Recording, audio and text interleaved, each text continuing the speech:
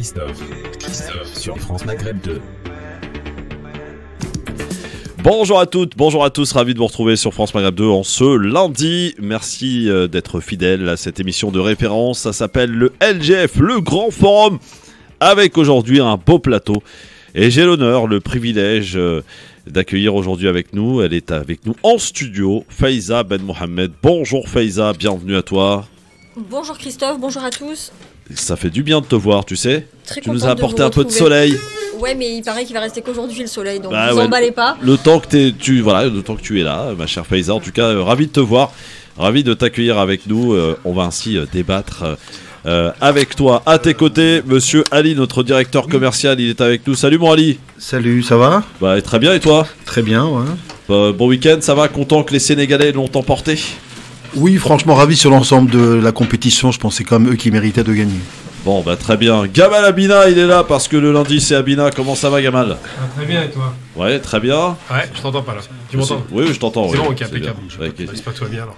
Alors, quoi de neuf, mon Gamal? T'as suivi le foot, toi? Oui, belle victoire du Sénégal, effectivement difficile parce que c'était jusqu'au bout des tirs au but, mais c'était magnifique. Très bien. Et le retardataire, il s'appelle Nasser Lajini. Comment ça va, mon Nasser? Bah ça va très bien, je te remercie. Je te présente Faiza. Tu connais pas Faiza? Oui, si, je connais, je la suis sur les réseaux. Non, mais vous êtes jamais vus. Ah oui, effectivement. Ouais. Voilà, c'est la première. On s'est croisés dans des manifestations, mais Et alors? plus que ça. Alors, tu la préfères en vrai ou? Ça va pas, toi? J'ai pas présenté. Je cherche des problèmes. Je rappelle qu'il est marié, qu'il a déjà dit des bêtises la dernière fois. Ah oui, c'est vrai. Ça lui a coûté très cher Le d'ailleurs. Covid, c'est pas passé. Hein. Ouais, c'est clair. Il a dormi dans la voiture. C'est ça. Voici le programme de ce LGF. Candidature de Macron et de Le Pen. Est-ce que ces deux candidatures finalement arrangeraient les affaires d'Emmanuel Macron? On se posera la question tout à l'heure, évidemment. Puis on parlera aussi du sommet de l'Union africaine qui s'est réuni ce week-end. Israël est un peu poussé vers la porte. On vous expliquera et on en débattra. Évidemment, à l'écoute du Grand Forum, le LGF jusque 18h, les amis. Soyez les bienvenus. Ravi de vous retrouver. En direct jusque mercredi, je vous expliquerai pourquoi. Bah, tout simplement qu'on prend un peu de vacances et c'est bien mérité. Bienvenue dans le Grand Forum, présenté par Christophe Fro. Le Grand Forum. Et on commence cette émission par le quiz. Le quiz. Faiza va vous défoncer. Je le sens, mais elle va vous défoncer. Je fais pas de commentaires pour me porter la ligne, mais. Ouais, c'est ça. Voilà. Attention, première question. Qu'obtient les femmes en Suisse en Droit de vote. 1971? Qui a dit droit de vote? Droit de Moi. vote. Gamal Abina, bonne réponse. Ah bon? Oui. 1971 en Suisse, droit de vote. C'est hyper tôt. Patrick Balkany retourne Prison. au Hebs. Où? Fleury. Ah. Fleury-Mérogis. C'est Faiza qui a dit. Faiza. Première sur les prisons. Mais j'ai l'impression que. c'est pas forcément un gage de sérieux. Oui, mais bon, il retourne au Hebs en tout cas. Hein. Sans sa femme qui a fait une tentative de suicide, donc et en plus elle était testée positive au Covid-19. En Isabelle. plus, dommage. Isabelle. Je voudrais savoir qui l'a contaminé. Ah, je sais pas. Ah. Ça, bonne question. mon Le cher. bracelet. Un point pour Faiza, un point pour Gamal Abina. Troisième question. Qui est élu président en Algérie en 1979? Alors, Bouteflika, non? Benjedid. dans la Belgique. Non. Bien joué, En Belgique. quelle Bonne J'allais réponse. Belgique. 1979. 79. Ali. Tebboune. Gamal Abina, Tebboune. Ouais, je suis au hasard. Ouais. Franchement. On regarde même pas l'année. donc. Et parce que Gamal, il a une technique, il répond avant la fin des Exactement. questions. Et du coup, Bah oui. il écoute Je pas tue la suite. question. Du coup, il se fait avoir. Un point pour Ali, Faiza et Gamal. Nasser, bon réveil. Fanny. La reine Elisabeth II 70 ans de règne. a franchi combien d'années 70. de règne? 70 ans. Bonne 70 réponse, ans. ma chère Ouais. Faiza. Je l'ai dit qu'elle allait vous défoncer. 70 ans de règne. Elle se porte bien encore, hein. 94 ans, je crois, là. Elle se porte très très bien. Ouais, très très bien. Quand on pense qu'elle a vu les bombes, Si jamais il lui arrive un truc dans la semaine, on dirait que c'est toi, Christophe. Arrête. il a porté la ligne. C'est bon, je pars mercredi en vacances. Je cherche maintenant un roi qui est mort en 1999. Ah, le roi Hassan II. Non. Non Jordanie. Si, Hassan, Oui, il est mort aux Jordanie. États-Unis. Oui, Ah, oui, il mais faut les c'était noms. pas celui-là que je voulais. Moi, Hussein je dis, de il faut Jordanie. donner à Hussein. Nasser Ah, le roi, aussi, il y en hein. a pas mal. Hussein de Jordanie, C'était pas effectivement. Hassan II, non Bah, Il il est mort la Il est même mort en année, mais- 99 aussi. Attendez, pardon. Je parle de la date d'aujourd'hui. Nous sommes le Ah oui, bien sûr. 7 février. Voilà. C'est la date anniversaire. Donc Hassan II est effectivement mort en 1999, mais pas le même jour. Voilà. Un grand traître en devant juillet. l'éternel, Hussein de Jordanie. Ça commence. Point J'ai cru pour qu'il allait qui dire Hassan II, un grand truc. Je pars, moi. Euh, Commence mal cette émission. Qui a dit c'est Ali, qui Absolument. égalise donc avec Faiza. Attention, 6ème question. Ça rigole. Pas vu à la télé. Voilà. Eh oui, pas vu à la télé quand le discours de Marine Le Pen à Reims a eu lieu samedi. Qui a tenté de perturber son discours? Les Femen. Oui, bonne Non. réponse de Faiza. Elles étaient 2. Et apparemment, ça s'est pas vu à la télé. Ça a été bien géré par le service de sécurité. Elles ont tenté de perturber effectivement le meeting de Marine Le Pen, qui d'ailleurs, vous l'avez vu, à la fin de son meeting, elle s'est mise en mode confidence, en se rapprochant de son public, en racontant ses péripéties, la tentative d'attentat que sa famille a subi dans les années 70. Ouais. Voilà. On Elle sent joue que le- Marine Le Pen, là, pour le coup, elle essaye de changer un peu de Ouais, stratégie. elle joue l'humaniste et tout, elle joue Ouais. l'humanisation. Dernière question, et l'occasion pour Faiza de remporter ce quiz, puisqu'elle est en tête. Je cherche à présent un animateur de télé, né en 1965. C'est un animateur qu'on voit tous les jours sur M6, sur RTL. Aucune idée. Il aide un peu les gens quand ils sont... Ah, Julien Courbet. Julien Courbet, Aïe, aïe, bonne aïe. réponse de notre ami Ali. Du coup, qui a gagné? C'est. Non, Bah, c'est- C'est Faiza. Non, c'est Allez hop, Merci bien. voilà, Merci c'est d'avoir Faiza. triché. Impressionnant cette façon de gagner. Ah bah non, attends, elle est pas souvent à Paris, non, si on mais peut la ouais. faire gagner un Mais peu là, quand c'est- même les gars, Mais c'est soyez un haut, peu galant. C'est merde. haut la main en plus. Hein. Ah, oui, au la main en plus, Au la main hein, en plus, vous avez ouais. bien défoncé. Bon, un petit mot les enfants, parce qu'on a le temps de 3 minutes là sur la Coupe d'Afrique des Nations. Faiza, t'as suivi un peu cette Coupe d'Afrique des Nations? Oui, je l'ai suivi. Ouais. Après, je l'ai beaucoup suivi jusqu'à ce que le Maroc se fasse éliminer. Par Je l'Égypte? vous avoue qu'après, ça m'a un peu moins intéressé. Et puis, j'étais très contente hier de la victoire du Sénégal parce que ils nous ont vengés, nous Marocains, qui nous sommes fait sortir par l'Égypte, une équipe Ouais, nombreuses dont je pense qu'ils ont fait preuve de beaucoup de mauvaise foi aussi pendant leur match. C'est vrai. Et vraiment, nos frères sénégalais qui ont remporté cette première C'était étoile la sur le première, maillot, en plus, c'était hein. largement mérité Ouais. et il fallait leur laisser la place, je pense. Exactement, et c'était la fête d'ailleurs pour les Sénégalais à Paris et puis ailleurs aussi. Voilà, ils ont fêté comme il se doit. Au Sénégal, je crois que c'est jour de congé aujourd'hui. Hein. C'est Ouais. jour payé et chômé. Voilà. Ils ont envahi les Champs-Élysées hier. Ils étaient Ouais. 25. 25? J'arrive. Non, arrête. Non, ils étaient nombreux. Il y a Ouais, eu non, mais des j'arrive. interventions de police et tout. Hein. Ouais, Ouais. ouais. Oui. Bah oui. Ah oui, ça. Utilisation de gaz lacrymogène, comme d'habitude, quoi. Il y a eu un peu de gaz, évidemment. Ah, ouais. Hein, Un petit peu. ouais, comme d'habitude. Ça peut Moins être- que pour nos frères algériens, mais il y a eu un peu de gaz quand même. Ah bah pour les Algériens, on sort l'artillerie lourde, hein, Ouais. ça c'est clair à chaque fois. Gamal, toi t'es pas très footeux, mais quand même t'as suivi cette coupe. Coupe du Monde, Coupe d'Afrique, je suis. Le reste, ça m'intéresse pas. Effectivement, j'ai suivi et j'ai aimé le parcours du Sénégal qui est exemplaire. J'ai moi aimé l'arbitrage qui était qui laissait à désirer. Les champs de patates étaient problématiques aussi. Mais il faut reconnaître effectivement que pour une fois, c'est pas l'Égypte qui gagne, c'est quand même 7 victoires de. Enfin, ils ont ramassé 7 fois la Coupe d'Afrique. Donc là, on a une belle équipe du Sénégal qui a montré de la qualité de jeu, qui a montré de la résistance, qui a montré surtout une vraie détermination jusqu'au bout. Et franchement, chapeau à eux. Mon Nasser Lagili, toi t'as suivi, t'étais pour l'Égypte toi. J'étais pour l'Égypte, ouais. Ouais. Je sais que ça va pas plaire à tout le monde, mais bon, non, mais je considérais que les deux étaient, ils méritaient d'être en finale Non d'ailleurs. mais Nasser, attends, on va se parler 2 minutes. Une Mm. équipe qui joue à 8 en défense, franchement c'est Non, chiant mais- à regarder mais on s'en- sincèrement. Mais on s'en fout. Mais quoi, on s'en fout. Ils ont été très forts mentalement, il faut le dire, parce que face au Non, Cameroun. ils ont un gardien de malade. Non, mais ils avaient un très bon gardien, d'ailleurs qui est marié avec une Algérienne, Oui. et qui le dit, et il était fier de le dire hier d'ailleurs. Ah oui. Mais c'est juste pour vous dire que le Sénégal ou le Mali ou le Sénégal ou l'Égypte méritaient cette Coupe d'Afrique. Donc quand on voit le niveau qu'il y avait pendant cette Coupe d'Afrique et l'organisation qui était médiocre, parce qu'il faut le dire, hein, Bien sûr. au Cameroun c'était une catastrophe en termes d'organisation, irrespectueux envers des équipes comme le Surtout Comore, c'est pire qui a, que tout. qui a subi, comment dire, Mais c'est fait voler. des changements en plein bus parce qu'il n'y avait pas de cortège de policiers. Donc voilà, donc effectivement, moi j'ai bien apprécié et il faut retenir une chose, c'est que l'Égypte avait quand même 4 prolongations avant cette finale. Ouais, c'est- Oui. Donc ça, il c'est faut vrai. retenir. C'est vrai. C'est pas facile pour eux. C'est Donc vrai, ça. ils ont joué 120 minutes les 4 derniers matchs. Ce Par qui est contre, différent la du Sénégal. Sénégal. La remise de la coupe, c'était du grand n'importe C'est quoi. catastrophique. Un Catastrophique. président qui règne depuis 40 ans ou 50 ans et qui n'arrivait pas à descendre en bas, qui ne serre pas la main aux joueurs sénégalais pour le soi-disant des consignes de Oui, enfin, c'est logique. Paul Biya, il veut rester vivant, il est pas bête. Ouais, d'accord. Mais bon, Ouais, mais bon. s'il est vacciné, bon. C'est ça pas, sert à quelque c'était chose, pas ce top. vaccin. D'ailleurs, le capitaine sénégalais a refusé de prendre la coupe. Voilà, il a préféré la prendre avec ses autres coéquipiers. Coéquipier, bien évidemment. Ouais, bah oui. Mais bon, Voilà. franchement, l'image qui a été donnée hier sur la remise du trophée était médiocre aussi. Donc, Non, Ouais. c'est vrai. Moi, Ali, footballistiquement parlant, franchement, comment tu la qualifies cette Coupe d'Afrique version 2022 là? Bah, on se rend compte que les conditions dans lesquelles ils jouaient étaient problématiques, hein, parce que c'est vrai que l'humidité, température élevée, des terrains de football qui sont pas forcément évidents. En plus, maintenant, la plupart des joueurs africains jouent en Europe. Faut bien le C'est garder, vrai. faut bien garder à l'esprit. c'est Hein. vrai. Donc, même hier, quand on a vu l'équipe du Sénégal, hein, quasiment 95% jouent en Europe. Hein. Oui, c'est le cas pour beaucoup d'équipes, hein, le Maroc, l'Algérie. Tout à fait. Donc, ça Tunisie. change. Après, football. Sauf l'Égypte, je crois. L'Égypte, il y a beaucoup de joueurs qui jouent Oui, en parce Égypte. qu'ils ont des grands clubs comme le Zamalek qui sont des grands clubs en Égypte, Ouais, des c'est clubs bien. de. Après, derrière, d'un point de vue spectacle, c'était une finale, c'était pas un football de très haut niveau. Hein, C'est faut toujours être comme ça, le serein. final, bien sûr. Moi, je réponds juste à Nasser parce qu'ils ont dit que l'Égypte a fait 4 Prolongation. prolongations.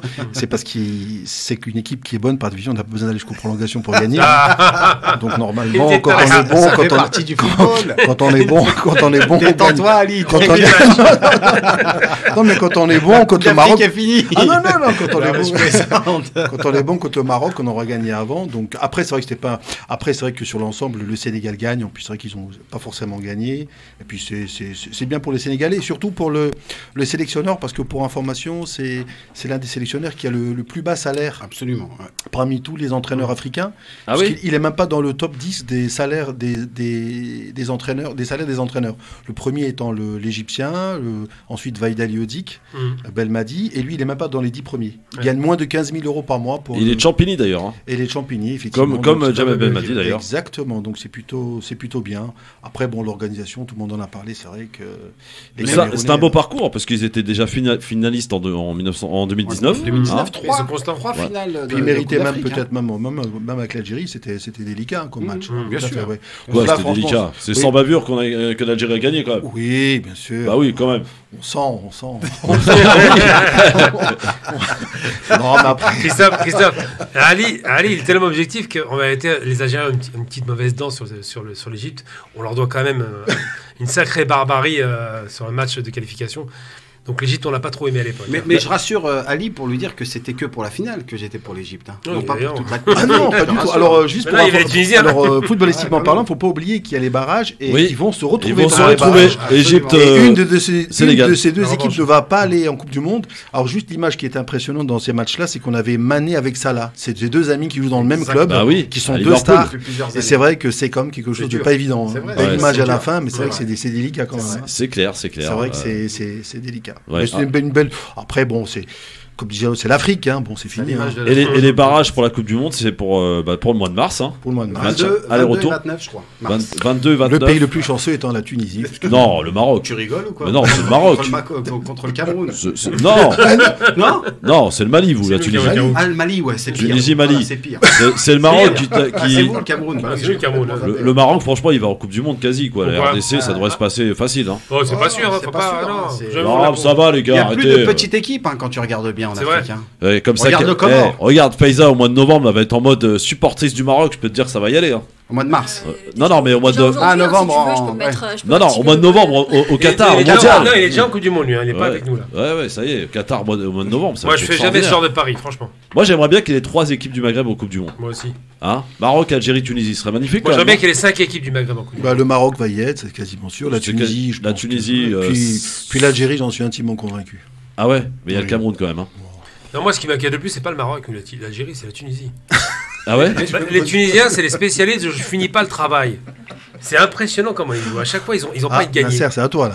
Bah, Non, c'est pichenette quand même. Nasser, si tu peux lui faire un thé, tu lui mets un peu de trucs bizarres dedans, Ouais, alors, ça nous arrangerait. non, ce qui est super intéressant sur cette Coupe d'Afrique, ça a permis à mettre en avant certains joueurs qui n'étaient pas forcément en haut de l'affiche. Je prends le joueur de Hannibal, Ouais. Majbrib Hannibal, qui était en réserve au sein de Manchester United et qui passe avec l'équipe première. Donc c'est pas rien. Donc Ouais. ça a permis aussi d'ouvrir à d'autres personnes une opportunité d'exister Ouais, qui va des grandes arriver dans les équipes. studios? Ah, c'est pour ça, c'est lui qui m'a troublé d'ailleurs. On parle de l'Algérie, il y a Sofiane Lakhdari Il qui est arrive là. tout de suite. Hein? Salam alaikum Sofiane. Merci d'être avec nous en direct sur votre Radio France Maghreb 2, une belle équipe pour un premier jour de la semaine, c'est bien, ça sent bon les vacances pour moi les enfants. Oui, je vous le disais, le LGF, enfin moi je pars en vacances à partir de mercredi soir. Et la semaine prochaine sera Tarek Mami qui sera à ma place pour vous donner la parole, chers amis auditrices, auditeurs. Aujourd'hui, on est bien entouré. Il y a Faiza Ben Mohamed qui est avec nous, notre soleil dans notre studio. Gamal Abina qui est avec nous, Nasser Lajili également, et notre ami Ali aussi, directeur commercial. Et puis, petite visite de notre ami Sofiane Lakhdari qui va certainement intervenir tout à l'heure dans un sujet. Je pense que ça va bien lui parler, l'Union africaine, tout ça, tout ça. Pour l'heure, c'est le zapping, les enfants, on y va. Et on commence par quelqu'un que connaît très bien, Faiza Ben Mohamed. Non, pas du tout, c'est pas celui-là, ce sera pour plus tard. C'était l'émission 7 en direct de Laurent Ruquier samedi soir. Et il y avait Edu Plenel qui était invité, et Gérard Darmon. Gérard Darmon lui a dit tout le bien qu'il pensait de lui, écoutez. Un homme qui... une espèce de père fouettard comme ça de la politique ou même j'allais dire des rapports humains. Alors vous savez tout, hein. Vous savez tout et rien d'autre, je trouve. Voilà, c'est-à-dire que il n'y a pas grand-chose de. La quintessence de ce que vous avez dit ce soir, c'est pas grand-chose en fait, parce que vous nous alertez de quoi? Des discours de Zemmour, de l'extrême droite. Je vais pas être emprisonné. Vous vous trompez. Rassurez-moi. Mais est-ce que je suis juge? Est-ce que je suis policier? Voilà, c'est ce que je vous reproche de temps en temps.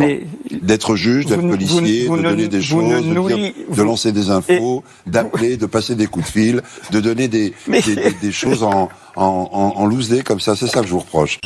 Voilà, Gérard Darmon, il aime pas trop Edu Plenel et apparemment il a reçu quelques menaces sur les réseaux. Et voilà, il dit que c'est les gens de Mediapart qui lui sont tombés dessus. Voilà. Edu Plenel, il est prétentieux ou pas? Non, Faiza. mais est-ce que tu te rends compte, au-delà de se poser la question, Edu Plenel, prétentieux ou pas, est-ce que vous vous rendez compte de la couverture médiatique qu'a eu ensuite, a posteriori, cette intervention de Gérard Darmon? Qui s'en fout, franchement? Est-ce que ça intéresse quelqu'un de savoir ce qu'un acteur pense? En fait, n'importe qui vient donner aujourd'hui son avis sur des choses qu'il maîtrise a priori pas, parce que le travail de Mediapart, il faut rappeler que l'affaire Cahuzac, les révélations des passeports diplomatiques de Benalla, c'est aussi Mediapart. Les questions de couverture médiatique sur l'affaire Zineb Redouane, c'est Mediapart. Alors j'ai envie de vous dire, Et surtout, qui fait le travail en fait, apparemment? Et surtout, c'est quand même le plus gros morceau. Un type qui a été condamné à 2 ans de prison ferme, je vous le rappelle, Nicolas Sarkozy, c'est Mediapart qui a fait le travail. Bah oui, toute l'affaire du financement libyen présumé de la campagne de Nicolas Sarkozy, parce qu'il est toujours présumé, ce financement libyen, depuis des années, il est suivi uniquement, et vraiment uniquement par Mediapart. Donc il y a quand même un travail qui est d'utilité publique, et qu'aujourd'hui, un acteur, un chanteur, ou peu importe qui, des gens qui devraient se cantonner dans leur métier, qui font plutôt bien d'ailleurs, viennent aujourd'hui intervenir sur la scène politique pour dénigrer des professionnels du journalisme. Il faut rappeler que Edu Plenel, au-delà d'être le fondateur de Mediapart, il a quand même une carrière de journaliste qui est à mettre à son actif. Directeur de Le Monde, surtout. Oui, il a été directeur de la rédaction du Monde. C'est pas n'importe quoi. Alors aujourd'hui, on peut lui reprocher effectivement ses opinions politiques, mais a priori, on peut aussi reprocher aujourd'hui à Monsieur Darmon de faire état lui aussi sur des plateaux télé de ses opinions politiques. Donc il reproche à quelqu'un ce que lui-même pratique. Je trouve ça malhonnête. Malhonnête, Ali, pour Darmon, là, pour le coup? Ce qui est important de regarder, c'était la réaction d'Edu Plenel. Et là-dessus, il m'a surpris parce qu'il est resté comme d'habitude très calme et très zen. Donc il l'a remis en place sincèrement, gentiment. Après, c'est vrai que certainement Edu Plenel dérange. Et ce qui est bizarre, c'est qu'il n'invente pas ses histoires, ses dossiers. Hein. L'affaire libyenne, Benalla, il n'a rien inventé. Et au lieu peut-être de l'attaquer sur le fond, parce que je pense que peut-être l'objectif, c'était que Edu Plenel crie sur lui, le buzz, le fameux buzz, ce mot à la mode, là, où les gens passent le temps à s'invectiver sur un média de façon à ce que ça fasse beaucoup de vues sur Internet. Moi, j'ai trouvé la réponse d'Edu Plenel, franchement, très classe. franchement très classe, très calme. Voilà, il le connaît pas, hein, ce monsieur Gérard Darmon. Et comme disait Faiza, c'est vrai que Gérard Darmon, alors il dit qu'il est copain avec Éric Dupond-Moretti. Donc ça veut dire forcément, voilà, il n'est pas objectif dans ce qu'il va raconter. Et ce qui est dommage, c'est qu'en fait, moi j'ai pas vraiment compris ses critiques. C'était quoi ses critiques? C'était un journaliste d'investigation, il investit. Quand il lui dit ouais, vous passez vos coups de fil, machin, c'est un peu le rôle d'un journaliste en fait. Hein. Oui, bien sûr. Se renseigner, d'avoir des sources. C'est exactement ça, c'est qu'il fait son travail tout simplement. Donc eux, c'est des gens, mais ces gens-là, on les voit pas. Donc à quoi ils servent? Moi, personnellement, Yves Duplanel, il a fait des livres, il a bouquiné, il a sorti des dossiers que personne n'osait sortir. Donc, il a été menacé à combien de reprises, Yves Duplanel, par rapport à tout ce qu'il a fait. Donc, cet acteur, vaut mieux qu'il reste dans le cinéma, c'est pas mal pour lui. Bon, Gérard, on continue à faire des films et tais-toi. Attends, mais juste un truc, il faut savoir que Duplanel n'est pas tout seul, évidemment. Il y a un type qui est formidable, qui s'appelle Fabrice Arfi, qui a fait un travail extraordinaire sur le dossier Kadhafi et pas seulement, qui font un travail d'investigation sérieux sur tous les dossiers au demeurant. Et rappelons quand même une chose importante, et c'est un truc qu'il faut souligner aujourd'hui, parce qu'il y en a marre d'entendre ce genre d'acteur, qui est payé lui aussi d'ailleurs. Oubliez que le Mediapart est quasiment le seul journal indépendant des milliardaires. C'est le seul journal qui n'est payé que par ses acheteurs, à savoir ceux qui le lisent. Alors que tous les autres sont sous contrôle des milliardaires. Je vais pouvoir parler des coups de presse, Bolloré, Cavessa Drahi, toute la collection. Ils ont tous les journaux entre leurs mains, donc ils orientent le débat. Mediapart ne le fait pas. Bon, sinon il y avait Fabien Roussel qui était à Marseille. Vous savez, le candidat de gauche préféré de la droite. Comment il s'appelle? Fabien Roussel. Je connais pas. Parti communiste, tu connais? Je connais pas. Écoutez. Ce qui coûte cher, c'est sa théorie du ruissellement. Eh bien moi, je vous propose une autre théorie, le roussellement. Le roussellement, c'est augmenter les salaires et les retraites. Parce que quand on augmente les salaires et les retraites, c'est de l'argent qui va aller directement dans l'économie réelle, qui va aller dans les commerces, qui va aller dans nos PME. Ça fait rire Gamal Abina, Roussel. Je sais pas, mon micro est bon. Oui, il est bon. Oui, simplement, s'il fait dans le jeu de mots maintenant, c'est vraiment, il est tombé très très bas. J'ai envie de dire que ce candidat qui pèse 2% maxi des élections devrait se recycler. Le mur de Berlin est tombé en 89, qui se barre, c'est tout. Ah oui, carrément. Oui, ça va rien, les communistes, c'est fini, il ne se plus. Très bien. Personne n'a rajouté quelque chose pour tailler les communistes? Comme on a dit tout à l'heure à Darmon de laisser la politique aux politiciens, franchement, laisser l'humour aux humoristes parce que c'était nul. C'est vrai. C'est gênant. C'est vrai. Tiens, en parlant d'humour, il y a Marlène Schiappa qui tente d'analyser la campagne. Écoutez. Il y a une campagne un peu rabougrie. L'extrême droite veut rassembler l'extrême droite. La gauche essaye de rassembler la gauche. La campagne à gauche, c'est devenu une vaste centrale d'appels téléphoniques. Voilà, Marlène Schiappa. C'est extraordinaire, hein. C'est de l'analyse franchement de haut niveau. Réponse Porte Nawak. L'extrême droite veut rassembler l'extrême droite. J'ai pas eu l'impression que Zemmour voulait se rapprocher de Le Pen. Ouais. Écoutez, c'est Marlène Schiappa, voilà. Sinon, il y a Anne Hidalgo qui a une superbe idée pour relancer sa campagne. Mais pas sûr que ça marche, écoutez. François Hollande participera à un de mes grands meetings et interviendra aussi dans la campagne de cette façon-là. Est-ce que vous pensez que ça peut marcher éventuellement? Non, mais ce qui n'a, Wallah, j'ai cru que t'allais dire elle va passer le 20 km/h dans Paris, mais là c'est encore pire. François Hollande, ça peut la sauver, franchement, les gars. Qu'est-ce que vous en pensez? Ali, t'en penses quoi, François Hollande? Je pense qu'elle aura un électeur en plus, non? Oui, éventuellement. C'était un week-end de blague ou quoi? Je comprends pas. J'ai l'impression, hein. François Hollande, on parle bien du mou du bulbe là, mais c'est pas sérieux. Bah tiens, ça. tu crois pas si bien dire. Vous savez, vous avez suivi qu'en ce moment, il y a des attaques entre le camp Le Pen et Zemmour. Gilbert Collard, que tu connais bien, Faiza, en tant qu'avocat, a sa petite idée sur la question et il tacle un peu Marine Le Pen, pour le coup. Écoutez. Elle parle comme Mélenchon. Qu'est-ce que je vous dise?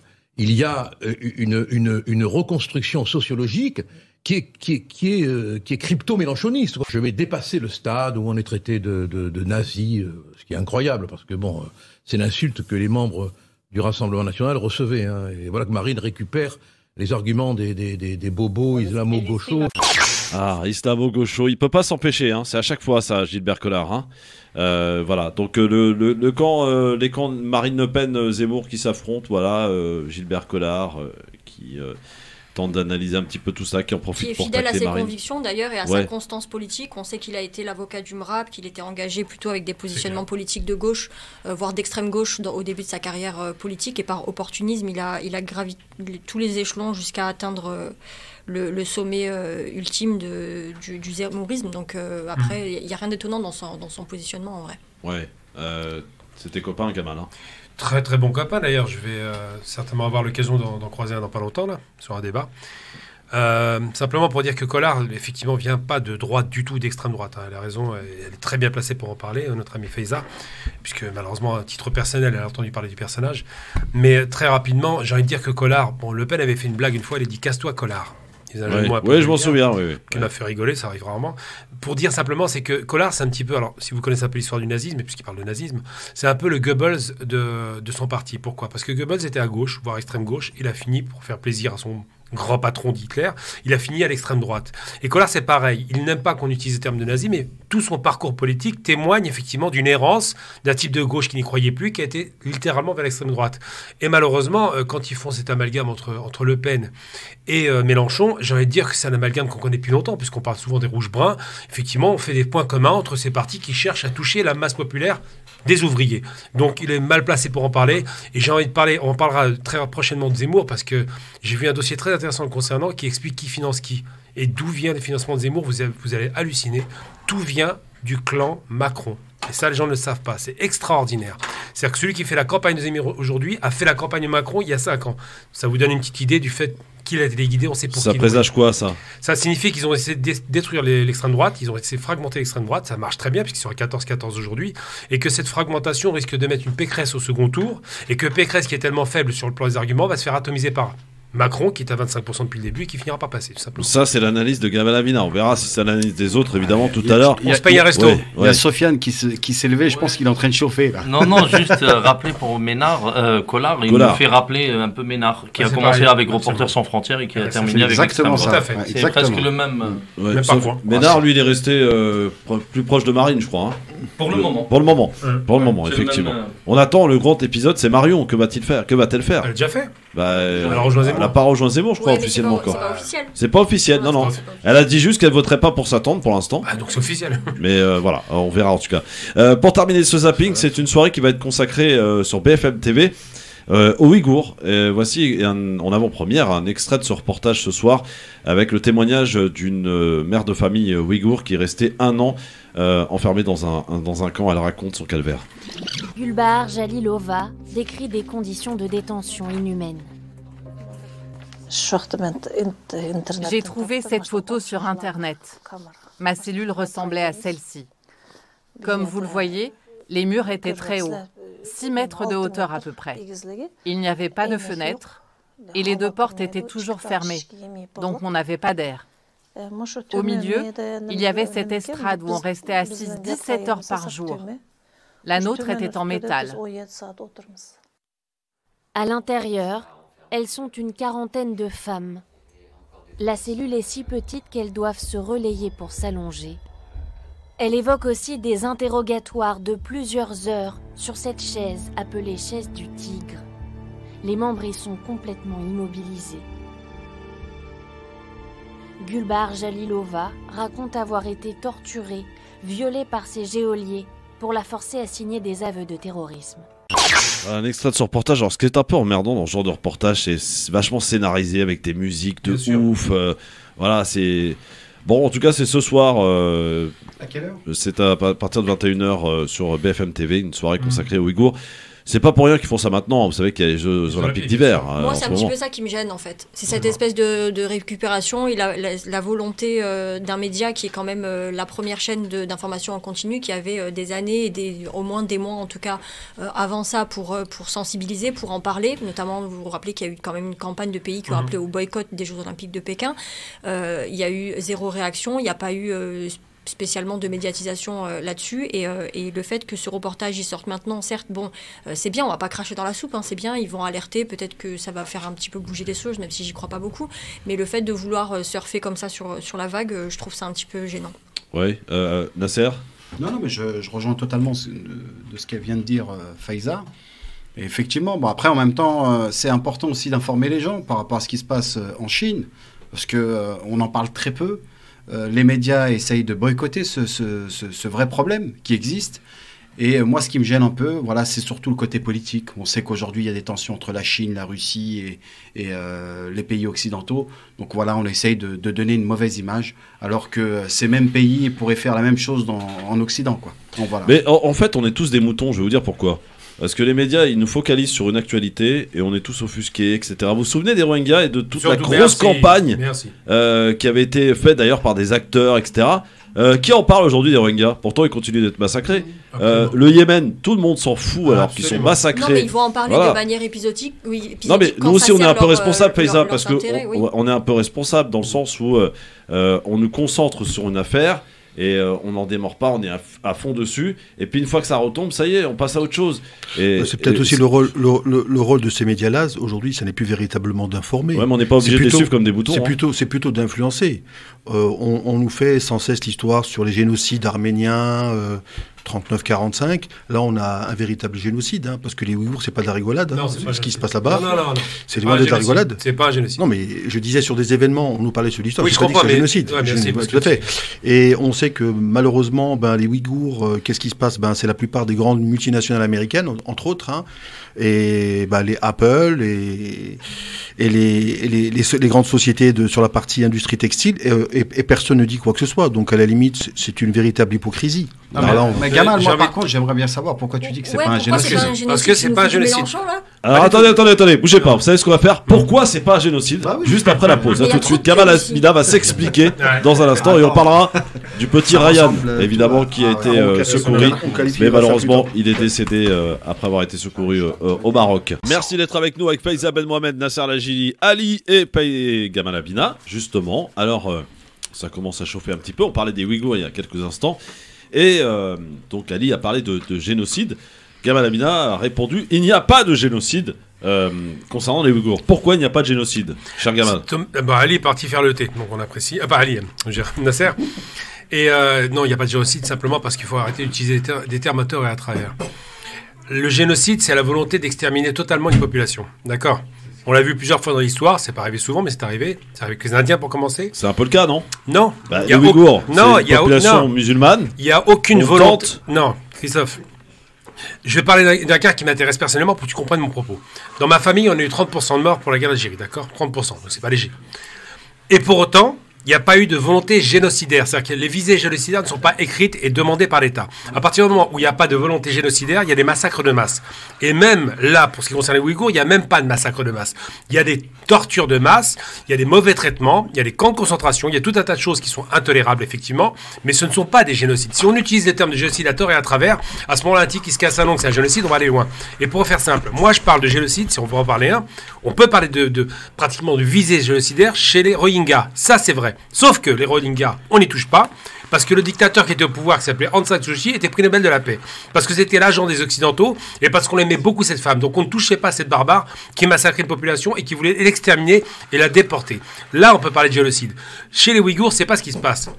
Les Chinois appliquent la même méthode que ce qu'ils ont utilisé dans le Tibet. C'est un écrasement de la population, une annihilation de leur culture, c'est vrai, mais en aucun cas, ils cherchent à les exterminer. Ils veulent juste en finir avec l'opposition. Si, ils veulent comme... Gamal, tu joues sur les mots, ça. Stérilisation des gens, pas d'enfants... Ça aussi, c'est faux. Moi, personnellement... Non, tu peux pas dire c'est faux s'il y a des ONG qui l'ont quand même écrit dans des rapports... Je vais te dire, l'ONG qui est orientée dit pas la vérité. La Chine, depuis que les Occidentaux ont demandé à ce qu'il y ait une politique de l'enfant unique, c'est bien une idée occidentale, la Chine a dit que chaque fois qu'une femme a un enfant, un second enfant, on stérilise. Elle le fait à toute sa population. Gamal, juste une question. Pourquoi est-ce qu'on est en train d'attaquer des Ouïghours en Chine? Quelle est la raison? La route de la soie, tout simplement. Ouais, la route de la soie. Mais au-delà de la route de la soie, pourquoi alors dans ces cas-là? Parce qu'ils sont musulmans. Non, mais non. Donc les Tibétains sont musulmans? Les Tibétains sont musulmans? C'est parce qu'il y a une visée séparatiste. Et je vous rappelle quand même que les Ouïghours sont turcs. Il faut quand même se rappeler que c'est les Turcs. D'accord. Et que la Turquie s'en fiche complètement. La Turquie n'a pris aucune position en leur faveur. Non, mais c'est pas une question de... Moi, je suis pas en train de dire que ce que fait la Chine est bien. C'est condamnable. Bien sûr. C'est détestable. C'est pas la propos. Mais il faut pas disproportionner la vérité. Moi, je dis que ce qui me dégoûte, c'est que BFM, qui travaille avec un type que vous connaissez très bien, qui est notre ennemi politique, qui s'appelle Glucksmann, s'empare d'une cause qui, pour eux, ne coûte rien. Ce même Glucksmann qui a dit récemment encore, la Palestine, non, mais on va pas exagérer, c'est pas pareil. Les massacres des Palestiniens, ça n'a pas la même valeur. Par contre, les Ouïghours, on n'a pas encore tout le détail. Là, il en parle. Pourquoi? Parce que Glucksmann est anticommuniste primaire. Pendant ce temps-là, je suis désolé, pendant ce temps-là, quand tu regardes bien, il n'y a aucun pays arabe, aucun pays musulman qui agit par rapport à ce qui se passe. Il n'y a aucun pays dans le monde qui agit. Dans le monde, oui, dans le monde. Mais donc, ça, moi, personnellement, quand je vois ça, je te le dis, hein, je considère ça comme un génocide. Mais tu ne peux pas dire un génocide quand il n'y a pas de génocide. Je peux dire ce que je veux, je dis tout simplement que pour moi, je considère que c'est un génocide. Non, à partir du moment où on stérilise des personnes, on essaye de ne plus les faire exister, entre guillemets, parce que c'est ce qui va se passer. Bah oui. Dans 60 ans, on n'entendra plus parler d'eux. Tu veux un choc? C'est tout. Est-ce que tu veux un choc? Non, mais je t'écoute. Je vais te donner une source d'information qui va vous choquer. La question des Ouïghours a été montée en épingle par deux agents qui travaillent pour le cabinet Bush, d'accord? Quand je vous donnerai la source, vous allez halluciner. C'est le clan des néoconservateurs américains qui a mis le paquet sur les Ouïghours et qui a mis le paquet sur le Donbass, donc les nazis, en Ukraine. Eh bien, c'est le même camp qui travaille. Vous imaginez que c'est Dick Cheney qui a parlé des Ouïghours? Est-ce que vous le savez, ça? Personne ne le sait. Que c'est Rumsfeld qui a parlé des Ouïghours, c'est toute la clique de Bush qui a parlé de ça parce qu'ils commençaient leur guerre contre la Chine. Je ne dis pas ce que les Chinois font, et ce que font les Chinois est bien. Je dis que ceux qui instrumentalisent cette cause se fichent complètement des Rohingyas qui ont été génocidés, je le rappelle. Ça, personne n'en parle. Hein. Et parle que des Ouïghours pour lesquels on n'a toujours pas de preuve de génocide. Non mais Gamal, tu nous parles de plein de choses qui sont périphériques, la Turquie qui a pas dit le truc machin.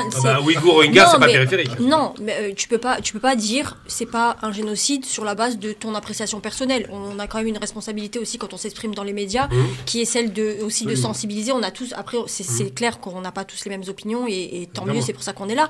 Mais la question du génocide, elle a été clairement posée par des ONG et par des politiques. Donc, cherche quelles sont les ONG, tu vas halluciner. Cherche-les. Non mais je sais, j'ai déjà travaillé dessus, Gamal, c'est même pas la question. Donc c'est quoi la source? Mais en fait le problème c'est que tu décrédibilises un travail de personnes qui sont sur le terrain. Or jusqu'à preuve du contraire, nous on n'est pas sur place. Donc les témoignages qui sont donnés de torture, de stérilisation, de viols forcés, de meurtres, de tueries, de camps. Il y a près de 1000 camps. De camps de concentration. Pour moi, je vois pas qu'est-ce qu'il vous faudrait de plus pour qu'on puisse définir ce qui arrive au comme étant un génocide.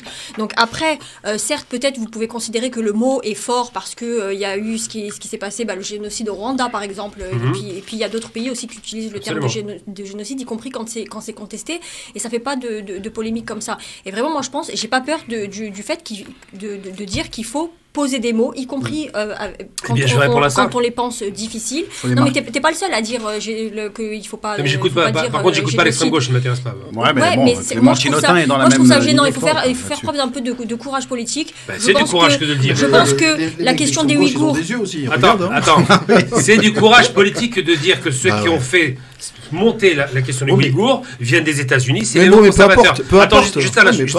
Moi, je te dis, ça peut même venir d'Israël. Si je considère que c'est un génocide, je vais dire que c'est un génocide. Tu peux considérer, mais un génocide, c'est caractéristique, il y a quand même une définition claire. Le but, c'est l'extermination totale d'une population. C'est ça. Attends, je finis. C'est ça. La stérilisation des femmes, quand ils faisaient à toute la Chine, ils ont continué la politique d'enfant unique. On n'a pas parlé de génocide. Pourtant, on stérilisait toutes les femmes chinoises. Maintenant, il faut être très clair sur un point. C'est pas parce qu'il y a un mauvais traitement qu'on peut parler de génocide.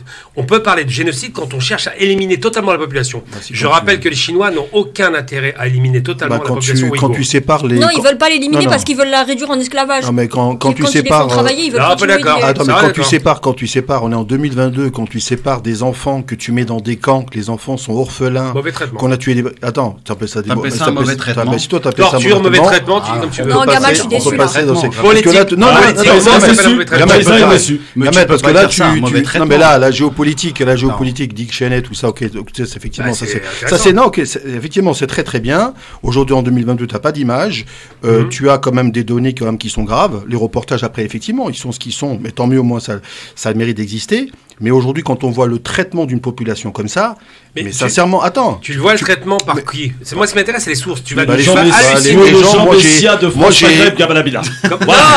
Si. Non, parce que dire, attends, mais là, ta perception, tu dis oui, Dick Cheney, oui, ça, les gens ils sont en train de monter ça en épingle, mais ça existe quand même. Par contre, moi j'ai une autre perception. Qu'est-ce que tu en sais que ça existe? Tu sais, moi j'ai vu la Roumanie, il y avait Timișoara. Oui. Ah bah c'était un gros mensonge. Moi j'ai vu des corps sortir de terre, mais c'est quoi? Est-ce que ça c'est un mensonge là, ce qui se passe avec les... Par contre, je vais t'envoyer à Bucarest tout de suite, j'ai la pub. Allez, tout de suite. T'as pas la preuve. Non mais Gamal, est-ce que c'est un mensonge, oui ou non? Tu n'en as pas la preuve. De retour sur France Maghreb 2 dans le LGF avec Faïssa Ben Mohamed, Gamal Abina, Ali et Nasser Lajili et Sofiane aussi qui est avec nous, Sofiane Lakhdari bien sûr.